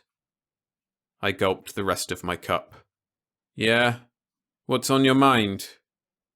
He sat down and waved away Stein's wordless offer of a cup. How would we like to take a little trip? We. The editorial we. Why not? This little trip. How would you like to go back home for a while? Home? I couldn't believe my ears, and I stared at him. He'd made a slip, and he was sorry. I meant back stateside. I slumped back in my chair. Then you heard me the first time. What's the difference? Quite a bit of difference. No, Stein, you stay here. We're all in this together. Sure, I said. Stick around. I'm the last one to find out what's going on around here. He didn't appreciate my sarcasm. I wouldn't say that, Peter. Forget it. What's the story? We want to go back where we can run some tests, this time as comprehensive as we can arrange. I couldn't see why what we'd done wouldn't be enough. Don't tell me you have more than the bomb up your sleeve. No, it wasn't like that. There aren't more than 4 or 6 that know anything but that the bomb was set off prematurely because of a motor failure on the drone. The general knowledge is that it was just another test in routine fashion. But as I said, there are a few that know the truth. They think it desirable that you be examined scientifically and completely. Why? I felt ornery. He knew it and showed a little impatience. Use your head, Peter. You know better than that. We know you're unique. We want to know why, and perhaps how, perhaps your ability can be duplicated. That appealed to me. And if you can find out what makes me tick, I can go back to living like myself again? I took his silence for assent. I had to. Good. What do I do and when? He shrugged. Nothing yet. You'll go to, well, let's call it college. It shouldn't take too long. A week maybe 2 or 4 at the most. Then what? He didn't know. We'd talk about that later. Okay with me. If a doctor could find out how I was whistling chords, all well and good. If not, could I be any worse off? Then it's settled. We'll leave today if it can be arranged, and I feel sure it can. Robert, to Stein, if you'll come with me, we'll try to make the necessary arrangements. Stein left, and Smith left, and I got up and looked into the mirror. I needed a shave again. My college didn't have a laboratory worth counting when I went to school. We'd had a stadium and a losing football team instead. Now the balding, bearded physicists sat in the front row when the appropriations were spooned out. I suppose that's all for the better. I really wouldn't know. The old fellow that met us at the front door looked like an Airedale, and like an Airedale he sniffed all around me before getting into combat range. So you're Peter Miller? That's my name, I admitted. I wondered what all the dials and the gadgets were for. It looked to me like the front end of one of those computers I used to see in the magazines. I'm Kellner. You must be Stein, right? Never mind your coats, just follow me. and off he trotted, and we trailed him into a bare office with what looked like the equipment of a spendthrift dentist. "You sit here," and he waved at a straight-backed chair. I sat down. Stein shifted nervously from one foot to the other, and in a moment Kellner came back with a dozen others. He didn't bother to introduce any of them. They all stood off and gaped at who'd killed Cock Robin. Kellner broke the silence. "Physical first?" There was a general nod. "Physical, psychological, then we'll come to that later." To Stein. "Want to come along? Rather wait here, this is going to take some time, you know." Stein knew that. He also wanted to come along. Those were his orders. I felt self-conscious taking off my clothes in front of that ghoulish crew. The sheet they left me kept off no drafts, and I felt like a corpse ready for the embalmer, and likely appeared one. Stethoscope, a scale for my weight, a tape for my arm and the blood pressure, lights that blinked in my eyes and bells that rang in my ear. When they were finished with me, I felt like a used tinker toy. "Do I pass? Will I live?" Kellner didn't like juvenile humour. He turned me over to another group who, so help me, brought out a box of children's blocks to put together, timing me with a stopwatch. They used the same stopwatch to time how long it took me to come up with answers to some of the silliest questions I ever heard outside of a nursery. Now I know why they label well the patients in an insane asylum. The man with the watch galloped off and came back with Kellner, and they all stood around muttering. The sheet and I were sticking to the chair. "Kellner! Dr. Kellner!" They didn't like me to break up the cafe clutch. "Can I go now? Are you all through?" "All through?" The Airedale changed to a cackling Rhode Island red. "Joseph, you are just beginning." "My name isn't Joseph, Dr. Kellner. It's Miller. Peter Ambrose Miller." "Excuse me, Peter," and he cackled again. "Nevertheless, you're going to be here quite a while." "Peter, eh? No more Mr. Miller. Pete to my wife, Peter to my mother, and Peter to every schoolteacher I ever had." They conferred a while longer, and the party broke up. Kellner and a gawkish Great Dane led me sheet and all to what I thought would be the operating room. It looked like one. I found a chair all by myself this time, and watched them hook up an electric fan. They were hipped on fans, I thought. Kellner trotted over. "Stop that fan." Not "please stop that fan," just "stop that fan." I shivered ostentatiously. "I'm cold." Kellner was annoyed. "Perfectly comfortable in here." "Sure, you old goat, you got your pants on." "Come on, let's not delay. Stop the fan." I told him I was still cold, and I looked at the fan. It threw sparks and the long cord smoked. I was going to fix those boys. The other man yanked the cord from the wall, and from the way he sucked his fingers, it must have been hot. Kellner was pleased at that. He ignored the man's sore fingers and snarled at him until he brought out some dry cells and hooked them in series to a large bell, almost a gong. He pressed the button and it clanged. "All right," and Kellner motioned imperiously to me. "No point in fooling. We know you can make it stop ringing. Now go ahead and ring the bell." I looked at him. "Make the bell ring what?" "What?" He was genuinely puzzled. "What's this?" "I said, make the bell ring what?" He stared blankly at me. "And you heard me the first time." He shot an astonished glance at Stein. "Oh, hell." I got up and started out, trailing my sheet. I almost stumbled over Stein, who was right at my shoulder. "Here, what's this?" Kellner was bouncing with excitement. I turned on him. "Listen, you. I said I was cold. Not once, but twice I said I was cold. Now, blast it, I want my clothes, and I want them now. Right now." The Airedale became a fish out of water. "Do I look like a 10-year-old in to get his tonsils out? I ask you a civil question and you smirk at me. You tell me to do this and you tell me to do that, and never a please or a thank you or a kiss my foot." Don't pull that doctor write the prescription in Latin on me, because I don't like it. Catch? Stein was right on my heel when I headed for the door. Poor Stein was wailing aloud. Pete, you can't do this. Don't you know who Dr. Kellner is? One big healthy pain, I snapped at him. Does he know who I am? I'm Pete Miller, Mr. Miller to him or to anyone but my friends. I want my pants. Stein wrung his hands and slowed me down as much as I would let him. You just can't get up and walk out like that. Oh no? I came to a full stop and leered at him. Who's going to stop me? That's the trouble with the doctors and lawyers and technical boys. They're so used to talking over people's heads they can't answer a civil question in less than 40 syllables. Keep all the secrets in the trade. Write it in Latin, keep the patient in the dark, pat his head and tell him Papa knows best. When Kellner caught up with us, he had help. Here, here, my man. Where do you think you're going? I wished he was my age and 40 pounds heavier. Me? I'm getting out of here.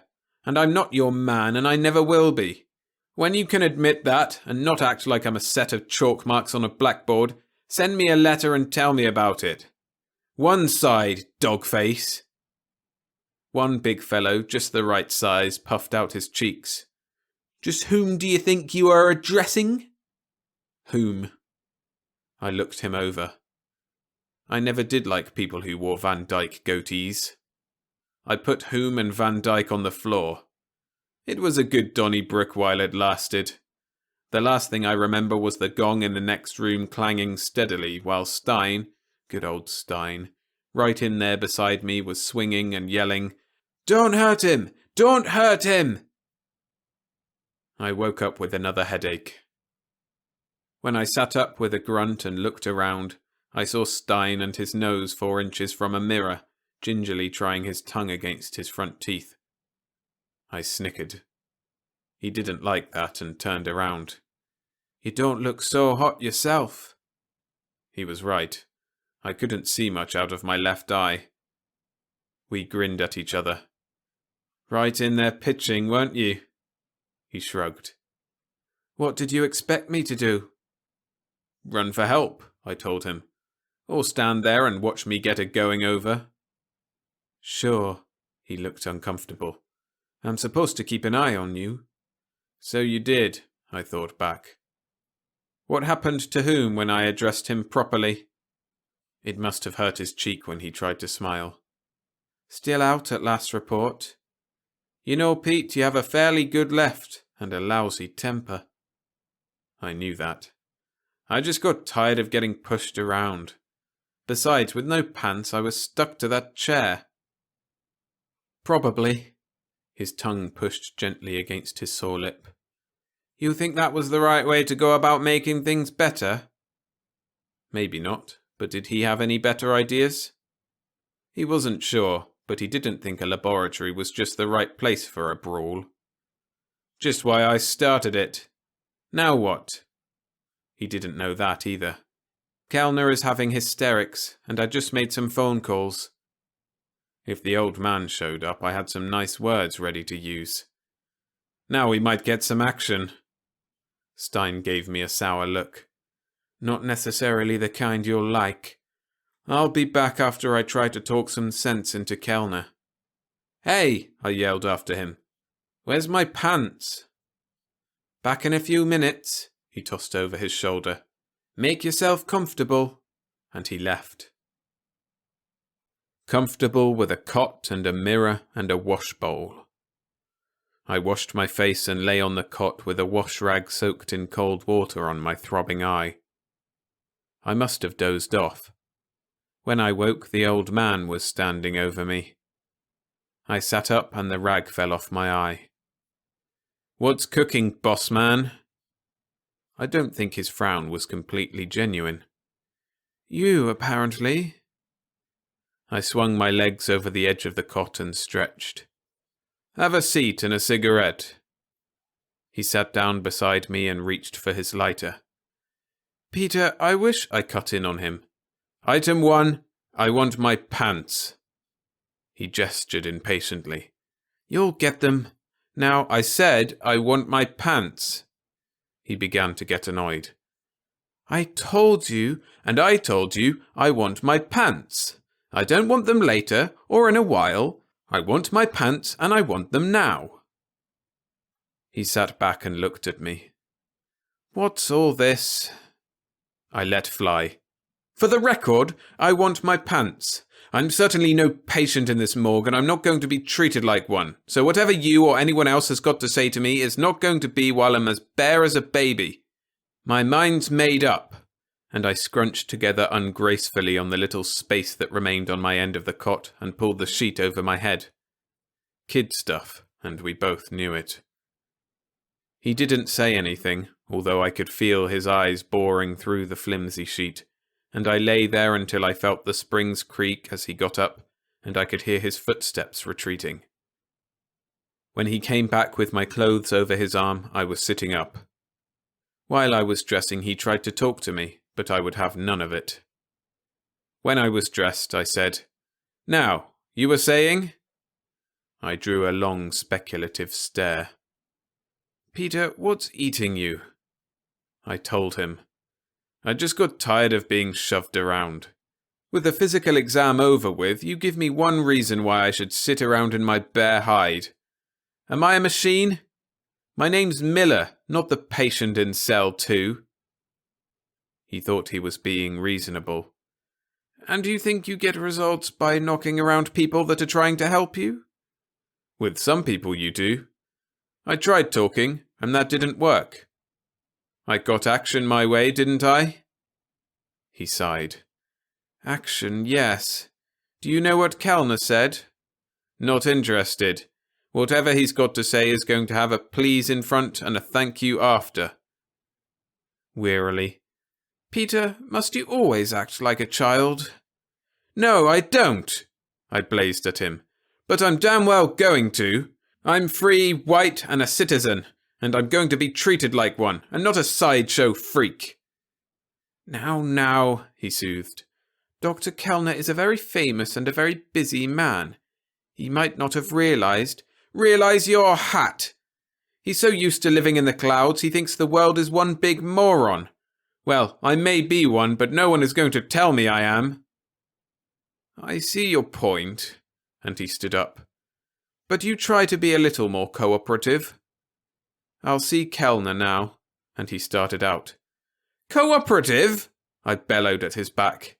What do you think I've been doing? What do you... He must have read the riot act. When they took me into Kellner and his crew, it was, please, Mr. Miller, and thank you, Mr. Miller. The place didn't seem so cold and bare so long as I had my pants. I didn't see Hume and his Van Dyke, but I hoped it was the tile floor and not me that gave him the concussion. The rest of the tests, you can imagine, were almost anticlimactic. I stopped motors, blew tubes, turned lights off and on, rang bells, and cooked the insulation on yards and yards of wire. My head they kept connected with taped terminals, and every time I blew a fuse or a motor, they would see the dials spin crazily. Then they would stand around clucking and chattering desperately. They took x-rays by the score, hoping to find something wrong with the shape of my head, and for all the results they got, might have been using a brownie on a cue ball. Then they'd back off to the corner and sulk. One little bearded rascal in particular to this day is certain that Kellner was risking his life in getting within 10 feet. He never turned his back on me that I recall. He sidled around, afraid I would set his watch to running backwards. You know, one of the funniest and yet one of the most pathetic things in the world is the spectacle of someone who has spent his life in mastering a subject, only to find that he has built a sled without runners. Long before we were finished, I thought Kellner, for one, was going to eat his tie, stripes and all. Running around in ever-widening circles they were, like coon dogs after a scent. They didn't get a smell. The medico who ran the electrocardiograph refused to make sense, after the 5th trials, out of the wiggly marks on his graphs. Kellner, he stated flatly, I don't know just what your game is, but these readings are not true. Kellner didn't like that. Nor did he like the man who wanted to shave my head. I wouldn't let them do that. I look bad enough now. I compromised by letting them soak my head in what smelled like water, and then tying or pasting strands of tape all over my scalp. A pretty mess I was, as bad as a woman getting a permanent wave. Worse. One whole day I stood for that. This specialist, whatever he did, had Kellner get me to run through my repertoire of bells and fans and buzzers, while he peered nearsightedly at his elaborate tool shop. When the fuse would blow or the bell would ring, the specialist would wince as though he were pinched. Kellner stood over his shoulder, saying at intervals, "What do you get? What do you get?" Kellner finally got it. The specialist stood up, swore in Platt Deutsch, some at Kellner and some at me and some at his machine, and left in all directions. The gist of it was that he was too important and too busy to have jokes played on him. Kellner just wagged his head and walked out. The old man said, "You're not one bit different from anyone else." "Sure," I said. "I could have told you that long ago. It shouldn't take a doctor." "Miller, what in blazes are we going to do with you?" I didn't know. I'd done my share. "Where do we go from here?" The old man looked out the window. The sun was going down. "Someone wants to see you. He's been waiting for Kellner to finish with you. We leave tonight." "For where?" I didn't like this running around. "Who's he?" "For Washington. You'll see who it is." Washington, more than just a sleeper jump away. Washington? Oh. Well, let's get it over with. We did. We left for the capital that night. We slipped in the back door, or what passed for the back door. Pretty elaborate layout, the White House. Our footsteps rang as hollow as my heart on the shiny waxed floors. The old man did the honors. "Mr. President, this is Mr. Miller." He shook hands. He had a good grip. "General Hayes, you know. Admiral Lacey, Admiral Jessup, Mr. Hoover, you know. General Buckley. Gentlemen, Mr. Miller." We shook hands all round. "Glad to know you." My palms were slippery. The president sat, and we followed suit. The guest of honor, I felt like my head was shaved, and I had a slit pants leg. You don't meet the president every day. The president broke the ice. It was thin to begin with. "You have within yourself the ability, the power to do a great deal for your country, Mr. Miller, or would you prefer to be called Pete?" Pete was all right. He was older and bigger all around. "A great deal of good or a great deal of harm?" "No harm. I'm a good citizen." "I'm sure of that. But you can understand what I mean by harm." Likely I could if I really wanted to, but I didn't. Not the place where you were born. "Naturally, Pete, it makes me feel a great deal better, however, to hear you say and phrase it just like that." The light of the lamp glittered on his glasses. "Very, very much better, Pete." I was glad it was dark beyond the range of the lamp. My face was red. "Thank you, Mr. President." "I like it better, Pete, because from this day on, Pete, you and I and all of us know that you, and you alone, are going to have a mighty hard row to hoe." That's right, he was a farmer once. "Hard in this respect, you understand. I know that for the rest of your natural life you must and shall be guarded with all the alert fervor that national security demands. Does that sound too much like a jail sentence?" It did, but I lied. I said, "Not exactly, Mr. President. Whatever you say is all right with me." He smiled. "Thank you, Pete. Guarded as well and as closely as... The question is, where?" I didn't know I'd had a choice. The old man had talked to me before on that. Not exactly, Pete. This is what I mean.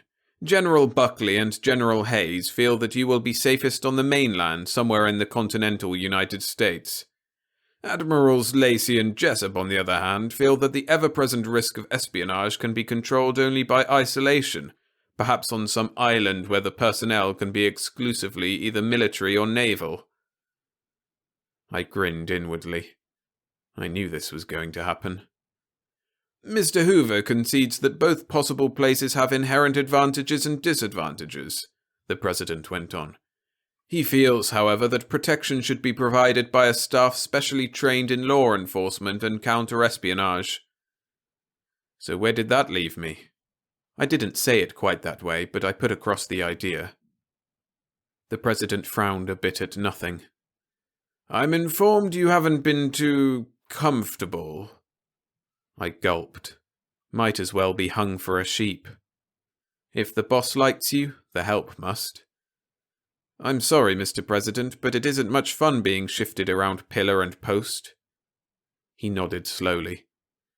Quite understandable under the circumstances.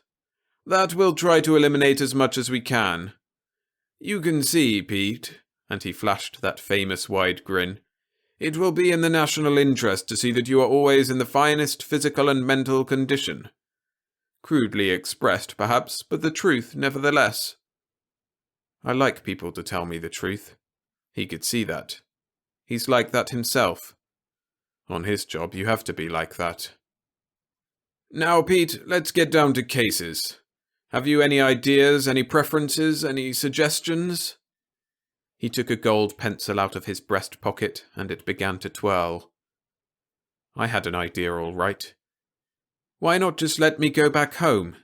I'll keep my mouth shut. I won't blow any fuses or raise any hell, if you'll excuse the expression. Someone coughed. The President turned his head out of the circle of light. Yes, Mr. Hoover? J. Edgar Hoover was diffident. Mrs. Miller has been informed of her husband's demise. An honourable one, he hastened to add, and is receiving a comfortable pension paid from the Bureau's special funds. How much? I wanted to know. He shifted uncomfortably. Well, 100 a month. I looked at the President. Bought any butter lately? The President strangled a cough. Have you, Mr. Hoover, bought any butter lately? J. Edgar Hoover couldn't say anything. It wasn't his fault. I flicked a glance at General Hayes. How much does it cost the army for an anti-aircraft gun? I looked at one of the admirals. And how much goes down the drain when you launch a battleship? Or even a PT boat? The President took over. Rest assured, Mr. Miller, your wife's pension is quadrupled, effective immediately. He swung his chair to face Hoover. Cash will be transferred tomorrow to the Bureau from the State Department's special fund. You'll see to that, to the old man. So that was what he did for a living. That State Department is a good lifetime job, I understand. That took a load from my mind, but not all. I spoke to Hoover directly. How is my widow? As tense and as bad as I felt just then, I was sorry for him. Quite well, Mr. Miller. Quite well, considering. It came as a blow to her, naturally. What about the house? I asked him. Is she keeping up the payments? He had to admit that he didn't know. The President told him to finish the payments, pay for the house. Over and above the pension? Over and above the pension. And I was to get a regular monthly report on how she was getting along. Excuse me, Mr. President. I'd rather not get a regular monthly report, or any word at all, unless anything happens to her. No report at all, Pete. That surprised him, and he eyed me over the top of his bifocals. She's still young, Mr. President, I said. And she's just as pretty as the day we got married. I don't think I'd want to know if she got married again. The quiet was thick enough to slice. If they talked about Helen any more, I was going to throw something. The President saw how I felt. Now, Mr. Miller, Pete, let's get back to business. You were saying? Yes, I had an idea. Put me on an island somewhere, the further away the better. I wouldn't like being around things without being able to be in the middle. Better put me where I can't weaken, where I can't sneak out a window or swim back. Everyone was listening. Keep the uniforms away from me, out of sight. The brass didn't like that, but they heard me out. Feed me a case of beer once in a while and a few magazines and some books and write boys to play euchre. I guess that's all I want. The gold pencil turned over and over. That isn't very much, Pete. That's all. If I'm going to do the Army's and the Navy's work, they can leave me alone till they need me. If I can't live my life the way I want, it makes no difference what I do. My own fault is that all my family lived to be 80, and so will I. Is that what you wanted to know? The gold pencil rolled off the table. Yes, Pete. That's what I wanted to know. I tried once more. There isn't any way I can just go home? A slow shake of his head, and finality was in his voice. I'm afraid there isn't any way. And that was that. The president stood up in dismissal, and we all rose nervously. He held out his hand. Sorry, Pete. Perhaps someday. I shook his hand limply, and the old man was at my elbow to steer me out. Together we paced back through the dark hall. Together we stepped quietly out into the black Washington night. Our footsteps echoed softly past the buildings of the past and the future. The car was waiting, Stein the driver. The heavy door slammed and the tires hissed me from the pavement. The old man's voice was gentle. You behaved well, Peter. Yeah. I was afraid for a moment that you were going to kick over the traces. The president is a very important man. Yeah. You are too. Right now, probably the most important man in the world. You took it very well. Yeah. Is that all you have to say? I looked out the window. Yeah. And he fell quiet. Stein got us to the airport, and there was waiting an army ship for the three of us. I might have been able to see the monument or the Capitol when we were airborne. I don't know. I didn't look. Later I asked Stein where we were going. He didn't know. I prodded the old man out of a doze. I wished I could sleep. He hesitated. Then, West, far west. West. I thought that over. How much out of your way would it be to fly over Detroit? You couldn't see much. I knew that. How much out of your way? Not too much. He nodded to Stein, who got up and went forward. After he came back and sat down, the plane slipped on one wing and straightened on its new course. No one said anything more after that. We hit Detroit about 5,000 feet, the sun just coming up from Lake St. Clair. Smith was right. Although I craned my neck, I couldn't see much. I picked up Gratiot using the Penobscot Tower for a landmark, and followed it to Mac and out Mac. I could just pick out the dogleg at Connors and imagined I could see the traffic light at Chalmers. I had to imagine hard. The way we were flying, the body and the wing hid where I'd lived, where... The cigarette I had in my fist tasted dry, and so did my mouth, so I threw it down and closed my eyes and tried to sleep. Somewhere around Nebraska we landed for fuel. Maybe it was Kansas. It was flat and hot and dry. The old man and Stein and I got out to stretch. There was no shade, no trees, no green oasis for the traveller. The olive-drab tanker that pulled up to pump gas into our wing tanks was plastered with "no smoking" tabs, and we walked away before the hose was fully unreeled. Off to our right was the only shade, back of the landing strip, a great grey hangar glutted with shiny-nosed, finny monsters. Out of the acrid, half-pleasant reek of high-octane, we stood smoking idly, watching the denimed aircrews clamber fly-like over the jutting wings. From the post buildings off to the right jounced a dusty motorcycle. We watched it twist to a jerking stop at our refueling ship, and the soldier that dismounted bobbed in salute to the two pilots watching the gassing operation. 2 motions only they used, one to return the salute and another to point us out in the shadow of the hangar. The soldier shaded his eyes from the sun to peer in our direction, calculated the distance with his eye, and then roared his motorcycle almost to our feet. "Post commander's compliments," he barked. "And will the gentleman please report at once to the colonel's office?" The old man eyed the motorcycle and the empty sidecar. He looked at Stein. "Better stay here," he said thoughtfully. "If I need you, I'll come back." He climbed awkwardly into the sidecar, and the soldier, after a hesitant acceptance, kicked the starter.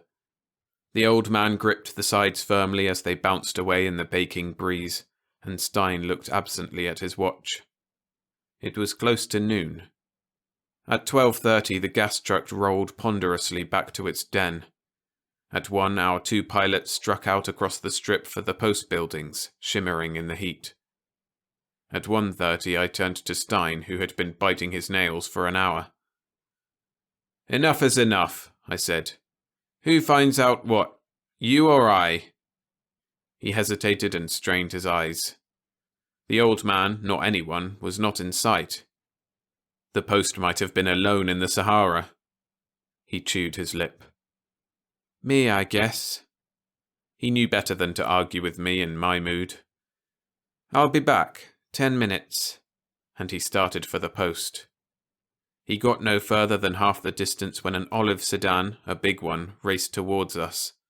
It stopped for Stein, sucked him into the front seat, whirled back past me to our plane standing patiently, and dumped out our 2 pilots.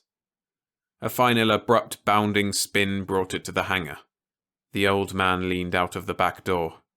"In, quick!" he snapped.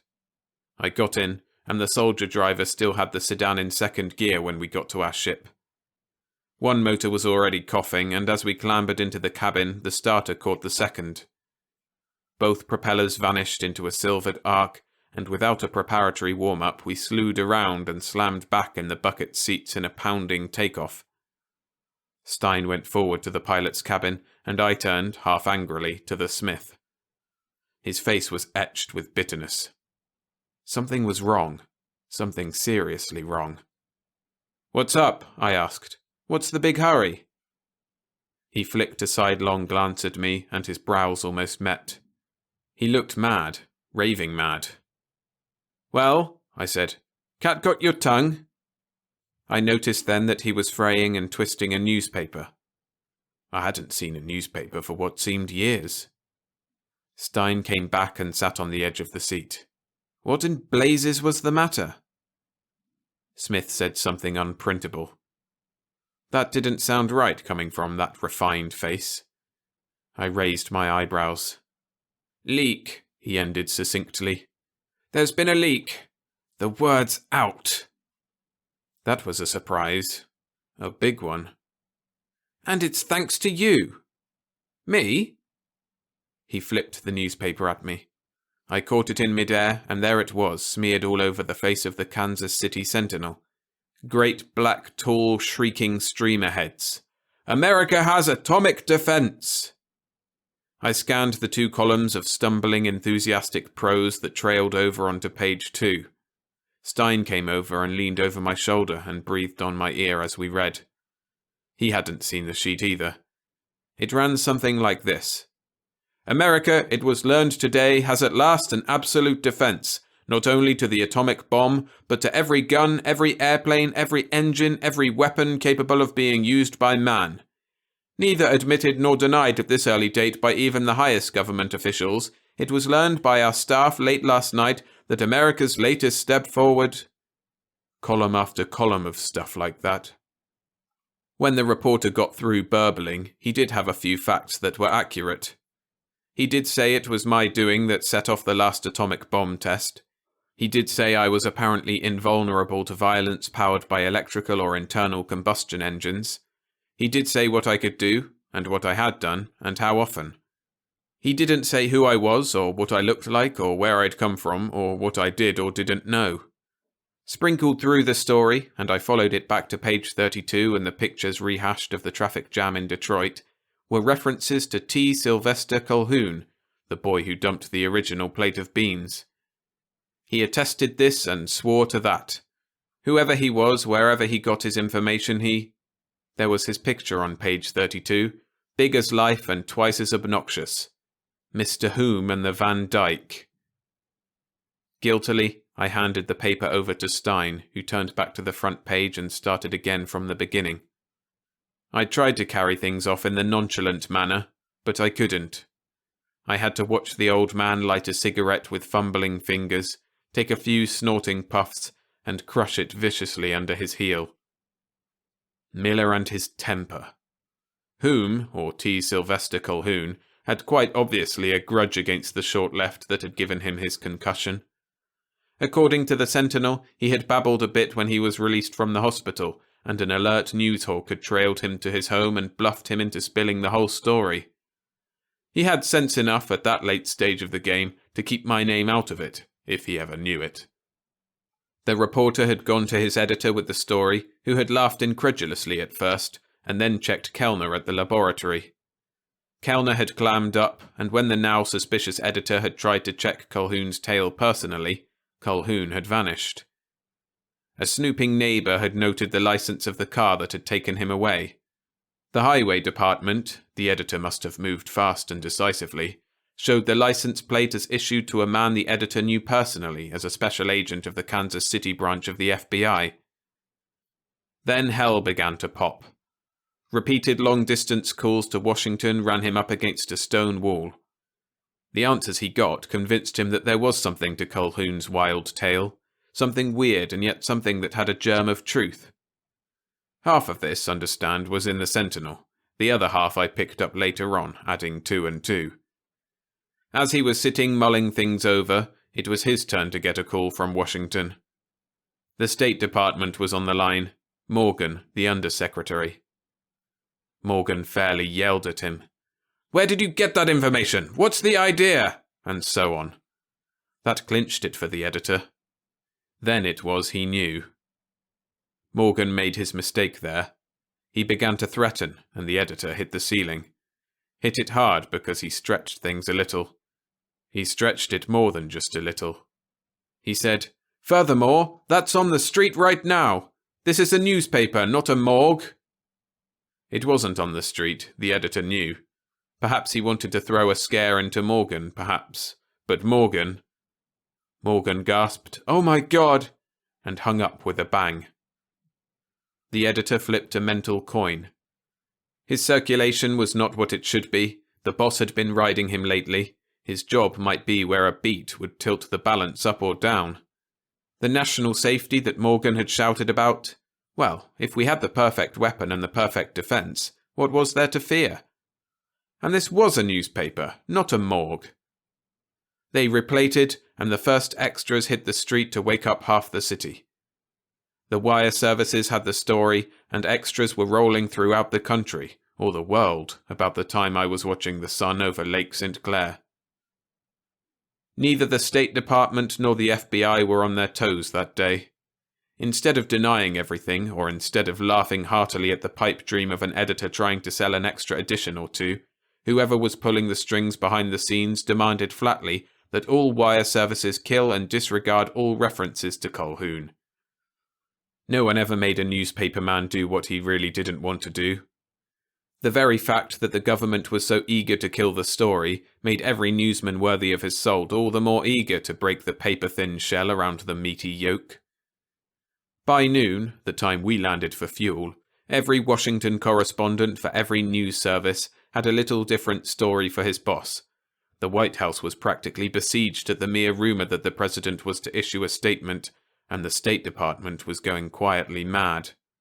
"Not so quietly at that," the old man said sourly. 1 hour straight I stayed on that telephone. 1 hour straight I talked to one bunch of raving maniacs, and all the common sense I heard would go into your left eye." By that time his temper had cooled below melting, and we were again on reasonably good terms. I was curious to know just who the old man had talked to. He grunted. Just about everyone in Washington with any authority at all.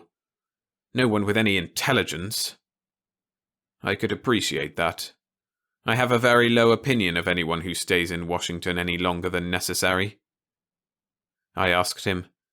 We're apparently heading back there. Why? Where were we going when they stopped us? He wasn't sure. I wanted to keep on going, he said, and get you out of the country. I still think that would have been best. There was to be a cruiser waiting at Bremerton for a shakedown cruise. But whoever is running all this, and I don't think that the president has thought too much about it, wants us to get back to Washington for another conference. Another meeting? I was disgusted. Washington political rashes manifest themselves most often by the consistent eruption of conferences in which nothing is said, nothing decided, nothing done. What does who think what? He blinked and then smiled. I couldn't say. I've been in this game only 20 years. At any rate, you can see who's worried. I didn't see, exactly. No? He was amused. Don't you remember the discussion we had about who was going to watch the Watchers? Now that there's been a leak, the Army is going to blame the Navy is going to blame the FBI, and I take punishment from all three. He sighed. My department seems invariably to be in the middle. I let it go at that. I didn't have the heart to remind him that a good portion of the trouble and friction this country has had in its history has been because the State Department has been sitting on the water bucket when it should have been playing deep centre field. No use worrying about things until the fuse is burnt half its length, I thought. That might be, for me and all of us, a good policy to adopt for the time being. Let the boys at the top fret and worry. Let them rack their brains and beat their heads against the wall. I'd do what they told me, if I could. The man that pays the salary worries about the unemployment tax. Stein, I said, are there any more of those sandwiches? The old man settled back in his seat and began to read the Kansas City Sentinel all over again. He was still worried when we landed in Washington. He left in a waiting black sedan, and Stein and I stayed in the ship until it was yanked into a dark hangar by a tiny tractor with great rubber tires. We slid out the back of the hangar when the wary Stein thought it was safe, and a taxi rolled us to the Mayflower. There we registered, I was told, as James Robertson and William Wakefield, Wisconsin Dells. Milwaukee, I suggest, has better beer. He took the hint, and when the waiter brought our late dinner, the ice bucket had 8 frosty bottles. They practically sizzled when they went down. Bob Stein, at times, had some earmarks of genius, even if you had to lay them bare with an axe. The first day wasn't bad. We sat around, drank beer, and ate huge, thick sirloins on the swindle sheet, and told all the stories we knew. The radio was blurting either soap operas, hillbilly music, or lentil-mouthed commentators. The story broken in the Sentinel was gathering momentum by what we read and heard, and that was too close to home. So we made a pact to turn off the radio and keep it that way. We never missed it. The second day, the beer tasted as good as ever. The steaks were just as thick and just as tender, the hotel service just as unobtrusive. Stein was just as clearful and as pleasant company. But I spent a lot of time looking out the window. You know, Bob, I said thoughtfully, how would you like a big plate of spaghetti? Or ravioli? Maybe some pizza? He came out of the bathroom wiping his face with a towel, his hair wet and frizzled. Am I going to have trouble with you? He was pessimistic. Aren't you ever satisfied?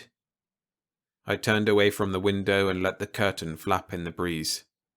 Who wants to be satisfied?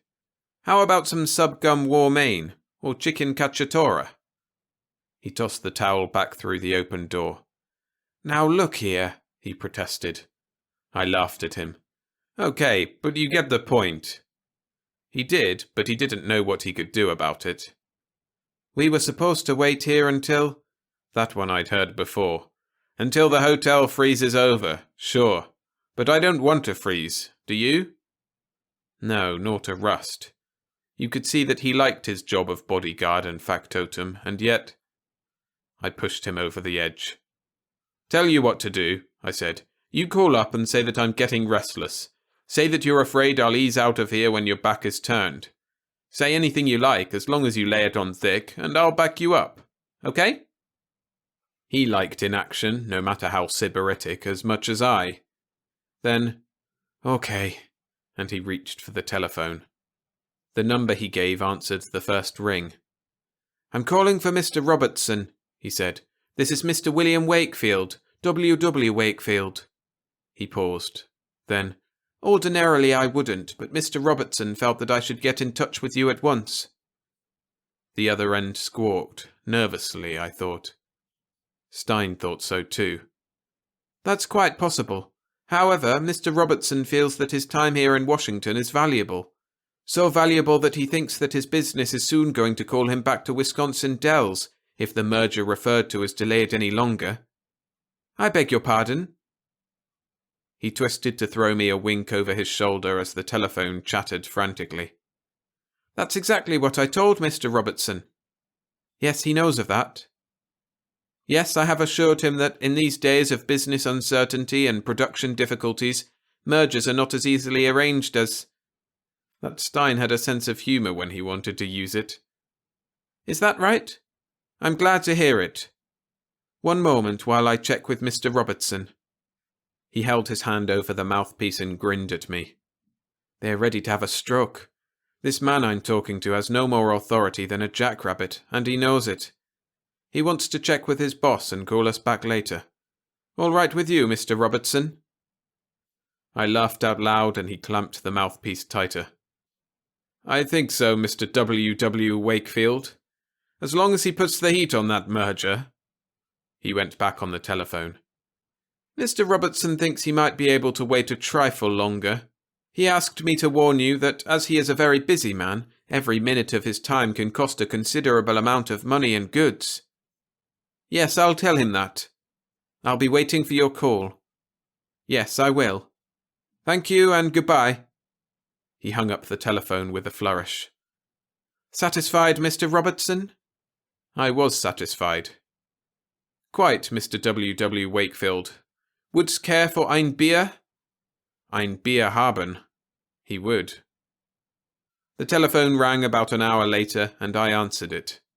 It was the old man's voice. Mr. Robertson? He said cautiously. Mr. Robertson speaking, I said. Yes? I'm calling, he told me in a voice that said he was annoyed but didn't want to show it, in reference to the Wisconsin Dells merger. Yes, I gave him no help. You understand, Mr. Robertson, that such an important merger can hardly be arranged at a moment's notice? Yes, I understood that. But 2 days' notice is more than sufficient, even allowing for an enormous amount of red tape. I put real regret into my voice. It is not that I wouldn't like to let nature take its course, but other things must be taken into consideration. I hoped I sounded like the busy executive. I believe that Mr. Wakefield, Mr. W.W. Wakefield, has explained that I am a very busy man, and that I can hardly be expected to wait indefinitely in even such a pleasant atmosphere. The old man forced a cheery and false heartiness. There are, or there might be, Mr. Robertson, other things that might induce you to stay. Many other things. Threaten me, would he? That I doubt very much.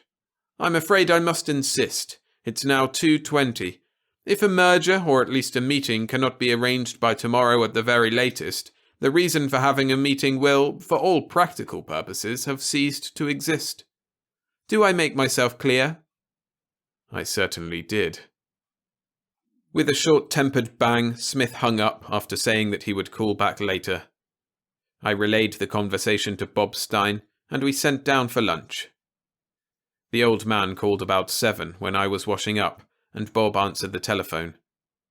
By the time I came out, he had all the information we needed, and was calling room service to clear the dishes. Meeting tonight, he said when he was finished. He was pleased with himself. Good. It was getting a little tiresome being cramped up. When? Where? He shrugged. Where, I couldn't say.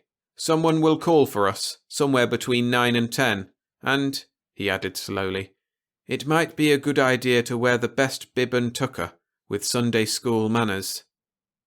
Oh, I said, that kind of a party. Fine, I'm all ready now. Better get your hat. At 10:30 the telephone rang. I answered it. This is the desk, it said. Mr. Wakefield? He's here, I said. Wait a minute, and I passed the phone to Stein. Wakefield, he said. Yes? The receiver chattered briefly. All right, and he waved at me. Be right down. He turned. Car waiting. It didn't take us long to get downstairs. It was a sedan with a neat little drive-yourself tab on the right-hand door. Before we got near the car, Stein was careful to see who was the driver. He evidently was someone he knew, so Bob nodded curtly, and we got in and pulled away from the curb. I don't know Washington at all, so I can't say where we made port. Not too far a drive, I imagine, if we had gone there directly. It was a good 45 minutes before we ended our erratic turning of corners and sped up a long tree-bordered driveway. Nice place, I said to Stein as we braked to a stop in front of a long white-columned southern portico. Who lives here? He smiled and shook his head. That's something I don't know. Does it matter? It didn't. As we strode up the steps, the drive-yourself pulled away, tyres crackling on the white gravel. We both reached for the knocker at the same time, but before we had it, the door swung open. Stein recognized the young fellow who opened it and took our hats. A message passed between their eyes, and the young man almost imperceptibly shook his head in negation. Will you come this way, please? And he led us down the hall. The house was smaller than the outside had led me to expect. The builder had gone whole hog on the giant Greek columns and the wide sweep of the porch, and the inside of the house showed the results of the skimping. Not that it wasn't a far bigger and a far more expensive house than any average man would hope to have, but the limited space inside didn't go with those sweeping curves of the drive. I wondered who lived there. The room where the doorman left us went with the inside of the house. So small it reminded me of the times when I tried to sell brushes during the Depression in Grosse Pointe. I expected every moment to have an underpaid maid, laundress and butler come in to tell me that the lady of the house was out. In keeping with the faded appointments of the tiny room, a Chinese table held, for those who wait and read, an ancient collection of spur and town and country. As we sat and smoked, far off through the thin walls we could hear the soft rumble of voices. Occasionally a bass would rise above the sound, and a baritone would slide softly and soothingly across the pained roar. The front door opened and closed twice during the 15 minutes or so we waited, and the footsteps that came in went past our room and pattered further down the hall. Each time, when the steps were out of reach of hearing, another door would open, and the distant voices would become almost distinguishable until the door again was shut. I looked curiously around the walls. Decorated with prints and pictures they were, yes, but with that faded permanency that to me spells the furnished house. The rugs were worn to the shredding point, worn until the spurious oriental design seemed an eerie Dali drawing. All it needed was the far-off smell of second-hand ham and cabbage. The doorman slipped in and beckoned to us, a grim conspirator, if ever I saw one. We followed him back to the entrance hall, back to where the voices grew louder at every step. A double door, golden oak or I don't know wood, barred the end of the hall, and the young fellow preceded us to throw it open with a semi-flourish. We walked in. The place was blue with smoke. That was the first thing we saw. Lights there were in plenty, hanging over the great oval table in the centre of the room in a fiery glitter of glassy brilliance. The room was enormous, and I began to realise why this house was still in existence. Who cares about rugs if there is just one single room in the house where a ball or a party could be comfortably accommodated? Or a conference. I didn't know whose name appeared on the tax bills, but I would bet that it would be any other name besides the United States government. No group of men or women could produce that much smoke in a short time. That meeting had been going on for hours. As we stepped in through the double doors, I tried to pick out anyone I knew, but the glare flickered in my eyes, and I saw no face as more than just a pale blur against a background of tenuous blue. Tentatively, I got inside the doors, and they shut behind me with an abrupt finality. 2 steps forward, 3, 4, 5, and Stein drifted away from my side, away from the eyes that grew in size as I got closer to the table rim, toward the vacant chairs I saw slightly pulled away and ready for occupants. I stumbled over nothing, and a reassuring hand touched mine. I felt callow, self-conscious, awkward. I never thought I'd be so glad to see old man Smith. He stood alongside me as I sank gratefully into my ready chair. "Gentlemen," he announced quietly, "Mr. Peter A. Miller." I half bowed automatically, the proper thing to do, and the old man gave me his moral support by sitting next to me. He leaned over to say, "I won't introduce you formally. Point out who you want to know, and I'll tell you who he is." "Okay." I muttered and felt in my pockets for cigarettes. I had to do something with my hands. I blew a cloud into the air and felt better.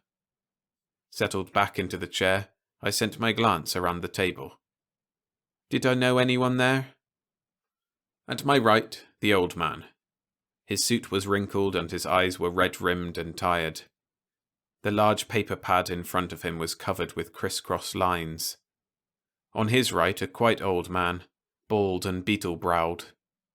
His collar was open and wrinkled, his vest twisted under the lapel of his coat.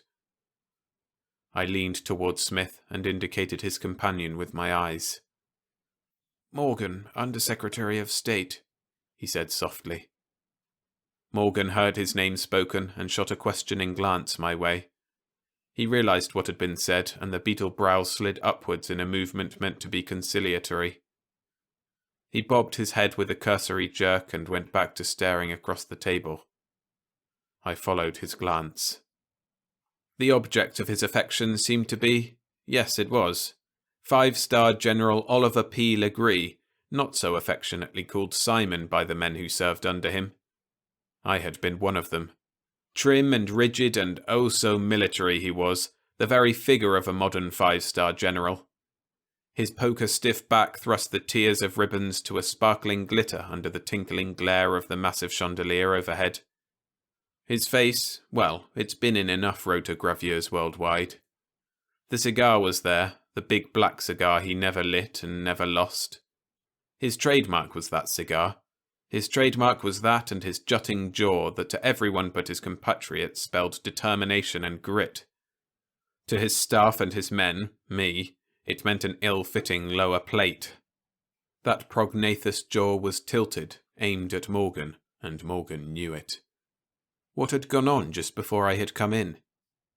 Just as I started to turn my glance away, the general threw his famous scowl directly at me. For one long second our eyes clung, almost glared. Then, without a sign of emotion or recognition, he went back to staring at the Undersecretary with an intensity almost violent. Shaken back into self-consciousness by that grin stare, I tried to fit together some of the other faces about the table. Admiral Mason Nason Lacey. Admiral Lacey. I'd met him just a few days before in that ill-fated conference in the White House. What was the other name? Jessup. He was there too, alongside Lacey. But where was the army outside of Simon Legree? That was like Simon at that. Let the Navy stick together. Legree was the general, and as such was himself the army. Who were the others? I knew none of them, certainly, although some trick of memory made me sure that I had seen or heard of them before. Like faces in an old school album, they presented themselves to me, and for a long fraction of a minute I delved deep, trying to recall. A voice, that deep barking bass I had heard while waiting, boomed across the table. "Mr. Morgan! and the table seemed to quiver. "Mr. Morgan!" And the tenseness seemed to flow back into that huge room like a warm current. The old man leaned over and answered my unspoken question. "Senator Suggs, Foreign Affairs Chairman." I eyed the redoubtable senator. Short, swarthy skin that belied all his ranted racial theories, hair that straggled by intent over his weak green eyes, and a chin that retreated and quivered and joggled in time with his twitching adolescent eyebrows. 6 solid terms in the Senate. 6 solid terms of appealing to the highest in theory and the lowest in fact. 6 terms of seniority for the chairmanship of committees far too important for a bigot. 6 terms of Suggs, Suggs, Suggs. The bass rumbled on. "We're no further ahead, Morgan, than we were 2 hours ago. This definitely cannot go on if it has to be taken to the people themselves." Morgan pondered well before he answered, and the room stilled. "Senator," he said at last, "this is right now in the hands of the people, if you consider that you are one of the elected representatives, and the rest of us are chosen, with one exception, by those same elected representatives. The exception, naturally, is Mr. Miller." 5-star Simon snorted. His nasal voice carried well. "People?" And that brittle snap was only too familiar to me. "What have the people to do with it? This is no time for anything but a decision, and a quick one." Morgan agreed with that. "Correct, General. The question, I believe, is not that a decision be made, but the wording and definition of that decision." "Pah!" And the cigar jumped to the other side. "Words, definitions, decisions. Words, words, words. Let's decide what's to be done and do it." The Undersecretary coughed gently behind his palm. "Unfortunately, General Legree, for the sake of speedy action, and as unfortunately for the sake of all concerned, words mean one thing to one man and another thing to a second." A fine party this turned out to be. In the dark as to what happened before I came in, and equally at sea as to what was going on, I leaned toward the old man. "What's this?" I whispered. He shot a quick retort. "Keep your mouth shut for the time being." He paused and then bent in my direction. "You'll get your chance to talk." He grasped my extended arm tightly. "I'll nudge you when the time comes. Then talk, and talk. You know what I mean?" Did I?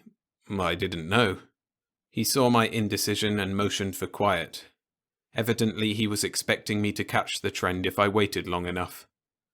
I waited, and I watched, and I listened. Simon had been right about one thing. Words, words, words. But I began to get some of the drift. They'd already settled the part of the problem I thought was supposed to be bothering them. They'd decided that since the news on me was out, the facts had to be faced. The way they understand facing them. I should have been reading the papers or listening to the radio. It must have been something to hear when the news that I was a new secret weapon to end them all was confirmed. But they'd confused the issue by indicating that I was just one of the men with the new power, and that the country was now practically blanketed with it. It was fine for them. It meant that the people were happy, and that Army, Navy, and all the other departments were being openly and publicly adulated for the fine thing they had done for everyone. The Undersecretary made an answer to one of Simon's remarks. I hadn't been listening for a few seconds while the scheme sank in, but this registered. "You're right, of course, General. Certain foreign information bureaus won't be deceived by the confusion we've created. And that still leaves us with the unfortunate need for speedy action on the case of Mr. Miller." Suggs rolled his bass across the room. It was the only characteristic he had favourable to eye or ear. "Unfortunate, Mr. Undersecretary. Unfortunate is hardly the word to describe an event so favourable for the fortunes of all." Favourable? Me? Was I good or bad? I came in just in the middle of the picture. Keep your ears and your eyes and your ears open, Miller, and catch up on the feature attraction. Suggs licked his razor-sharp lips and hooked his fingers in his stained vest. "Unfortunate, Mr. Undersecretary. Hardly. He loved to hear his own voice. This country, these great United States, these states have never in their existence been in such a favorable position as today. I would rather have read the congressional record. That at least I could have discarded when I became bored. No, never in such a favorable position, diplomatically, economically. The Undersecretary coughed politely. It's nice to be tactful and know how to break in. To use your own words, Senator, hardly. Diplomatically, we're at the brink of one of the worst imaginable pitfalls. The medals on 5-star clinked. Bosh! Morgan went on. Where would you like to live, gentlemen? And his glance flicked around the table. In the best liked or most hated country in the world? It mattered not to 5-star, nor to Suggs. What difference does it make, Mr. Undersecretary? Speaking for myself and my constituents, I can truthfully say that the opinion of the world matters not one good solitary damn. Who cares what some other country has got to say, if words can't be backed up with action? Right now, and you know it as well as you're sitting there, Mr. Undersecretary, right now Uncle Sam is known all over the world as Uncle Sucker and Uncle Shylock. Europe and Asia have had what they wanted over my protests and those of my constituents, and now Europe and Asia can go hang for all I care. That's what they want us to do. He gave Morgan no chance to break in. That rolling bass rattled off the walls and crinkled my ears. Europe and Asia and the rest of the world could never affect us one way or another, favourable or otherwise, if it weren't for the ninny-headed mouthings of a few influential morons.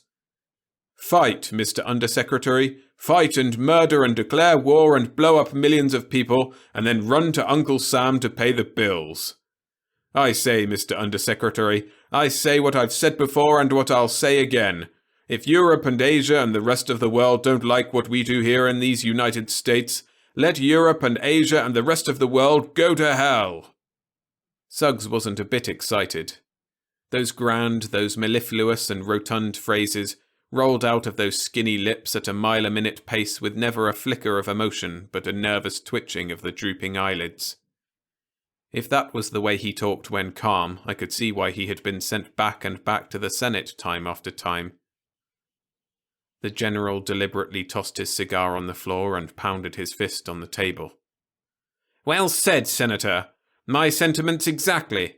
If Europe and Asia and the rest of the world don't like what we do here, let 'em all go to hell, or better yet, let's send them there in a handbasket. Bloodthirsty old bat. I never remembered seeing him any too close to the jumping-off point. That's what generals are for, they tell me. I say, to hell with them all, and the sooner they know about it, the better for all concerned. His gaudy gold case, the gift of a grateful staff, was on the table in front of him, and he jerked out a cigar with a flourish. A light with a gold lighter, and he puffed thick clouds. Morgan coughed politely. Regardless, Senator, of what has or what is happening, we're concerned at present with what might happen. Suggs opened his mouth like a thirsty carp and closed it again as Morgan went on. Call it what you like, Senator.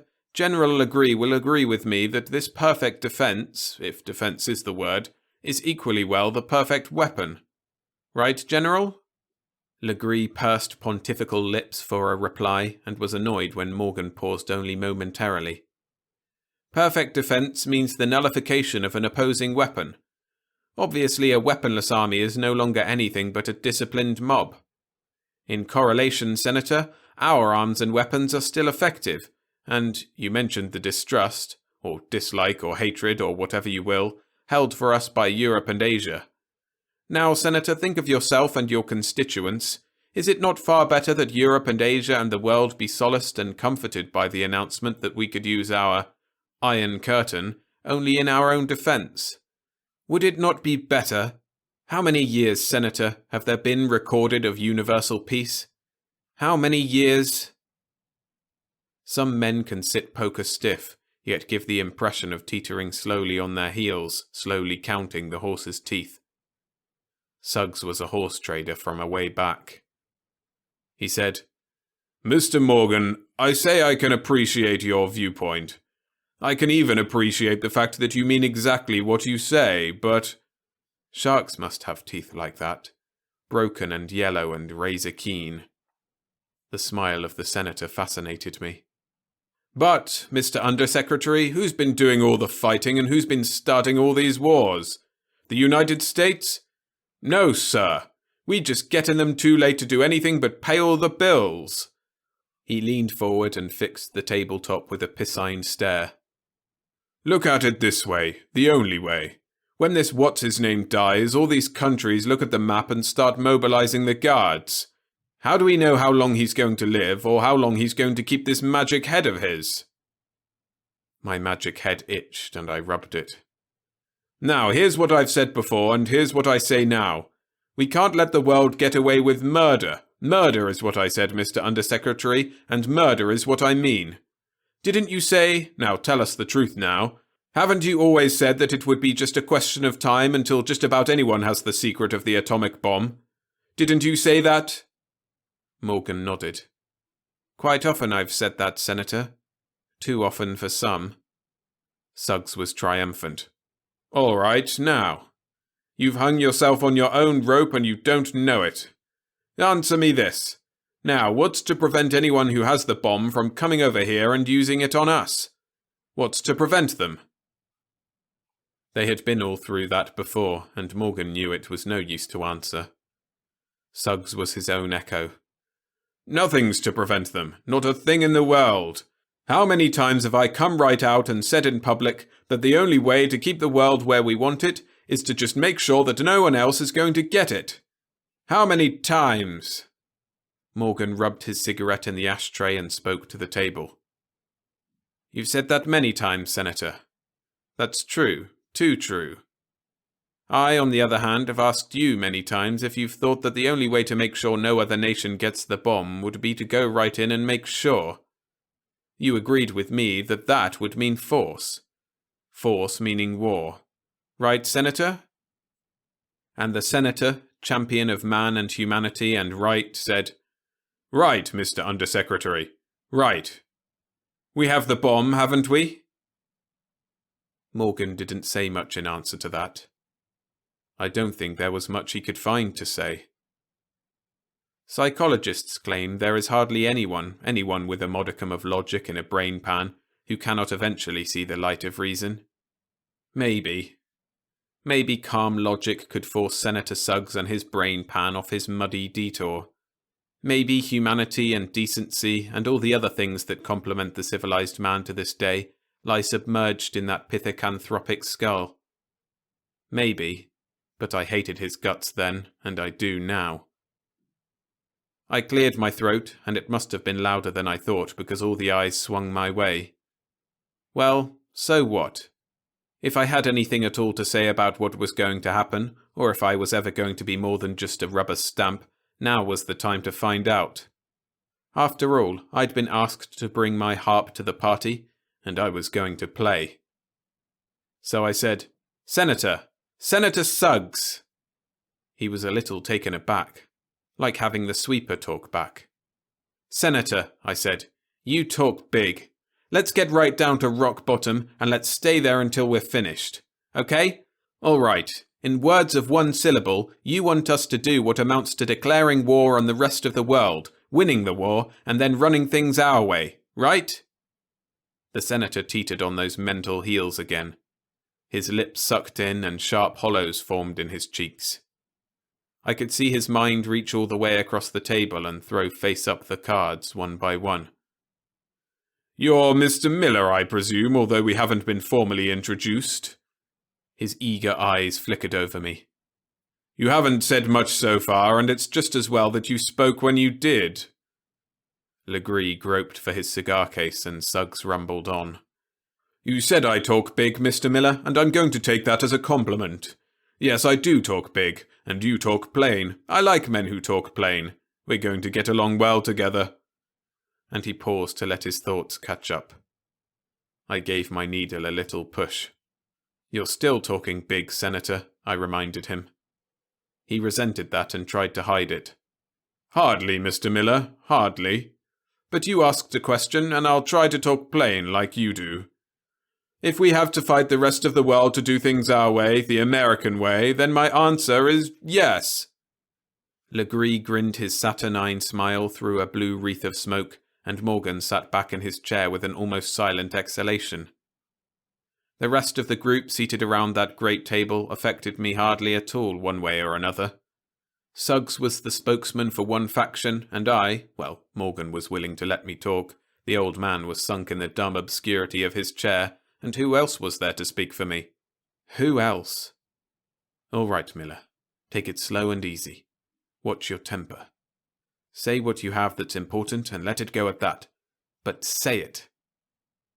Now, there's one thing I learned long ago. You get a lot further if the other loses his temper first, and the best way to pry the lid of a temper is the use of the unexpected. The man who is handy with his hands will crack wide open with ridicule, with words used as the lever. The man who is handy with words is a different nut to crack. Slap him down with insults while his verbal guard is down. If his temper doesn't snap in the first 2 minutes, it never will. So, because I thought it was the right thing to say, and because I didn't like the senator anyway, I said, "Senator Suggs, you talked plain. That's good. I like men who talk plain. Let's have some more of that talk. Let's get this right on the record for everyone here to see and hear. I don't like you, Senator. I like neither you nor your ideas, nor anything about you or your thoughts.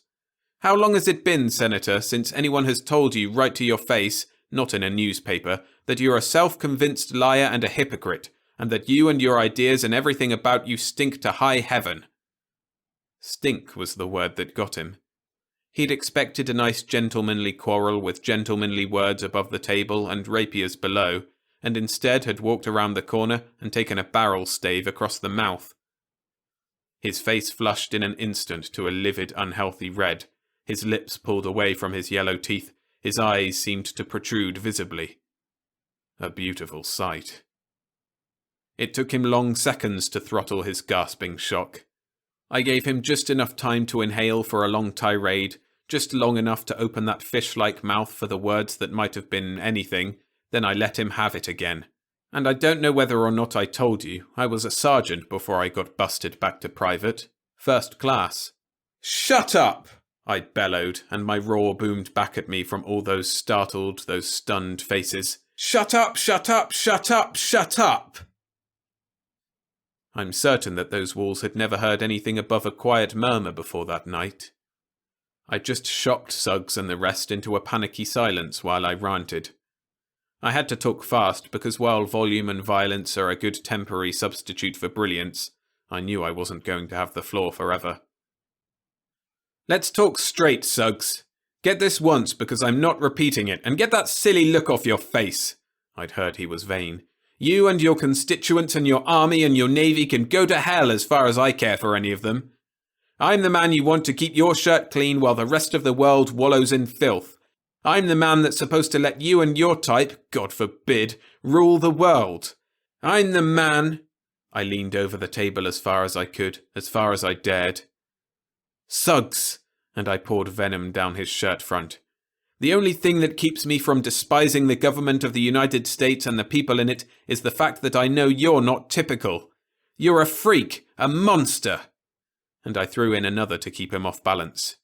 "You even look like a fish.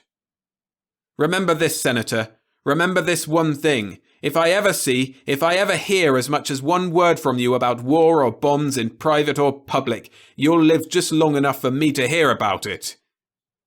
I threw a disgusted glance at the rest of the table. "One thing you don't know, Senator, is that I can kill you where you sit. Smith!" The old man was astonished as the senator, who sat with gaping, piscine mouth and pop eyes. "Yes, Peter?" "Tell him," I snapped. "Tell him how Kellner found out that I can stop a heart just as fast as I can a truck. And you better tell him while you're at it that Kellner thinks I'm emotionally unstable, subject to fits of temper. Tell that to the senator. Tell him what Kellner said about me." Smith coughed. "I think you all agree that Mr. Miller is a trifle upset. You can form your own opinion as to his temper. As to the other, well, Dr. Kellner is the top man in his field.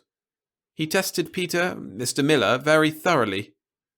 I would give very careful consideration to whatever he says about Peter's capabilities."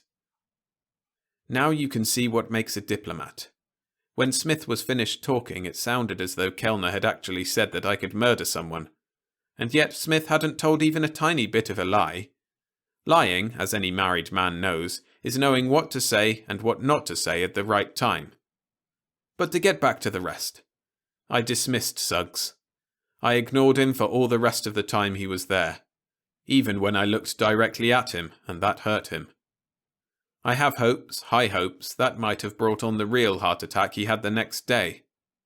"So," I said generally to the rest of the table, "let's just assume from now on that you're dealing with a homicidal maniac with unlimited power. Is that the phrase you were thinking of, General?" General Legree jumped as though he had seen me pull the pin on a live grenade. "Forget it, General," I told him kindly. "I just read a lot of your speeches. Now you, Mr. Morgan, you're apparently having a meeting. I got here a little late. How about telling me the score?" The tension seemed to seep out of the room as tangible as a stream of water. Suggs shrank up in his chair like a little old kobold. The General shifted into easier positions with the old familiar creak of expensive leather, and the man Smith looked right at me with his right eye closed. I'd said what he wanted me to say, but now what? Where did we go from here? Under-Secretary of State Theodore Morgan was one of the career men to be found in State Departments throughout the world, if by that you mean someone who has had the same job for years. The newspapers liked to tee off on him occasionally, using his pseudo-British mannerisms and habits for caricature. And the great American public, I suppose, considered him pretty much as a jerk, as the public is most apt to do when regarding a man who wore striped pants and a top hat in public, and apparently liked it. But the old man Smith, and I never did find out if Morgan was Smith's boss or vice versa, set me straight on a lot of things about Morgan. He had a fairly rough job, as jobs are when you do something you dislike merely because policy has been set by higher-ups. Let's just say he did the best he could and let it go at that. He was in charge of the meeting, all right. He knew just how to handle Simon Legree, and without Suggs things went fairly smooth, on the surface. "Mr. Miller," he said, "you made a rather abrupt entrance into the conversation. I think it better if we have it understood right now that we prefer to use reason instead of volume." "Call me Pete," I said. I knew somehow that he hadn't disapproved too much of what I'd said, and he was cracking down at the outset just to show the rest that he wasn't intimidated. "Pete is all right with me, since I'm sure that this is all among friends." I looked around, and they were all friends. Especially the two generals that had seen me stop the trucks from the Federal Building window. I don't say they were actually afraid, just cautious. Just friends. I went on. "Maybe I can help break the ice. I suppose you were talking about what you were going to do about things in general, and in particular me. Well, go ahead." So they did. I won't bother with the details of the rest of the meeting or conference or whatever you want to call it, because I don't think the details are too important. For one thing, when the first flush wore off and I began to realize the colossal bluff I'd gotten away with, I got a little weak in the knees. For another, Morgan and Smith did all the talking to amount to anything.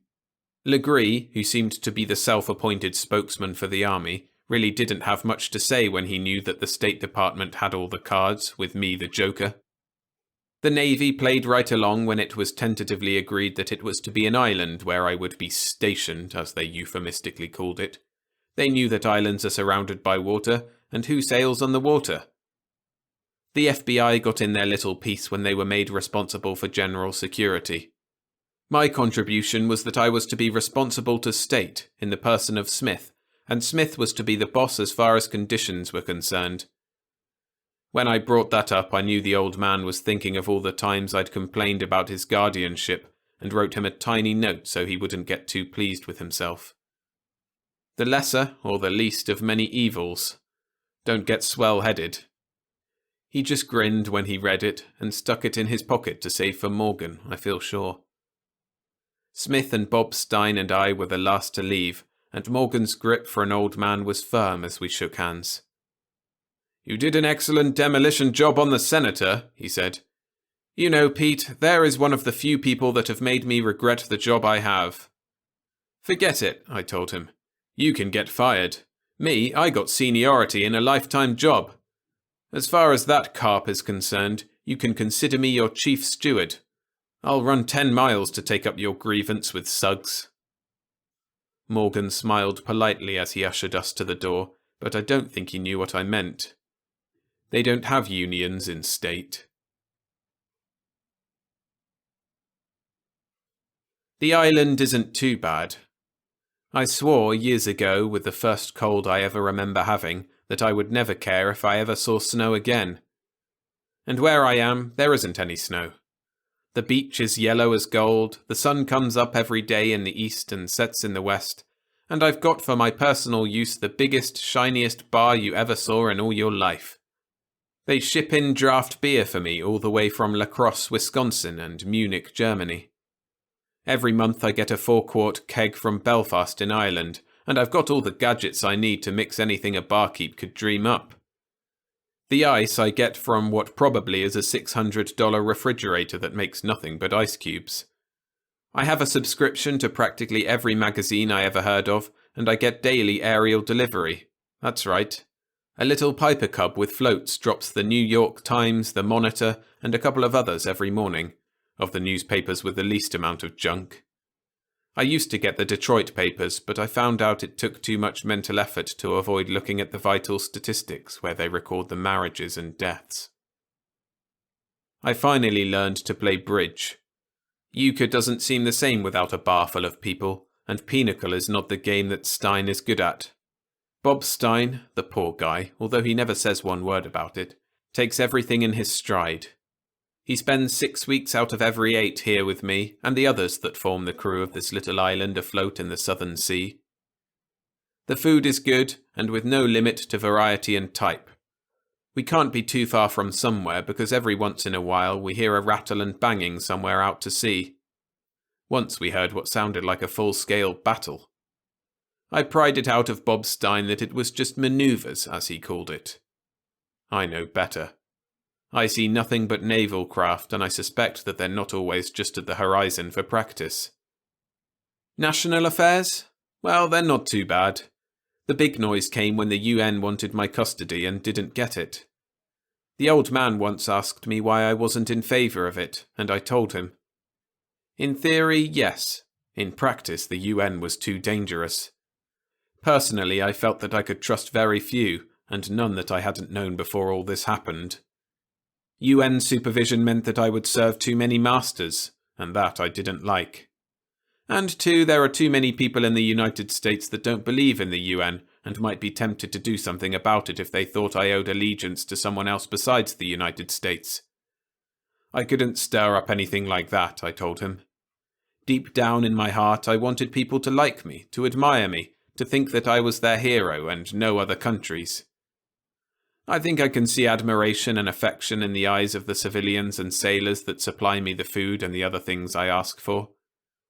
They ask me every once in a while if I'm all right, if I need women. I tell them I don't, that I'm reconciled with living like I am. And that's true. I want no other woman except Helen, and her I can't have, for devious reasons. My name is just anonymous to the world. Smith talked me into that. His idea was that if no one knew who I was, I'd be just that much harder to find. He explained that there are several other islands set up the same as mine, with almost the same conditions and the same surroundings. He calls it camouflage on a grand scale, and he's the boss. I know I'm not very smart, just smart enough to know that the reports in the Times about other people in other parts of the world with my capabilities are some sort of the grand scale camouflage started by Smith's agents. I'm all alone, and I know it. But sometimes I wake up in the middle of the night and go for a walk along the beach and kick up a little sand with my bare feet like Helen and I did on our honeymoon. They asked me once if I really had to do that. I told them I felt like it, and they asked me why. I didn't tell them I was just lonesome.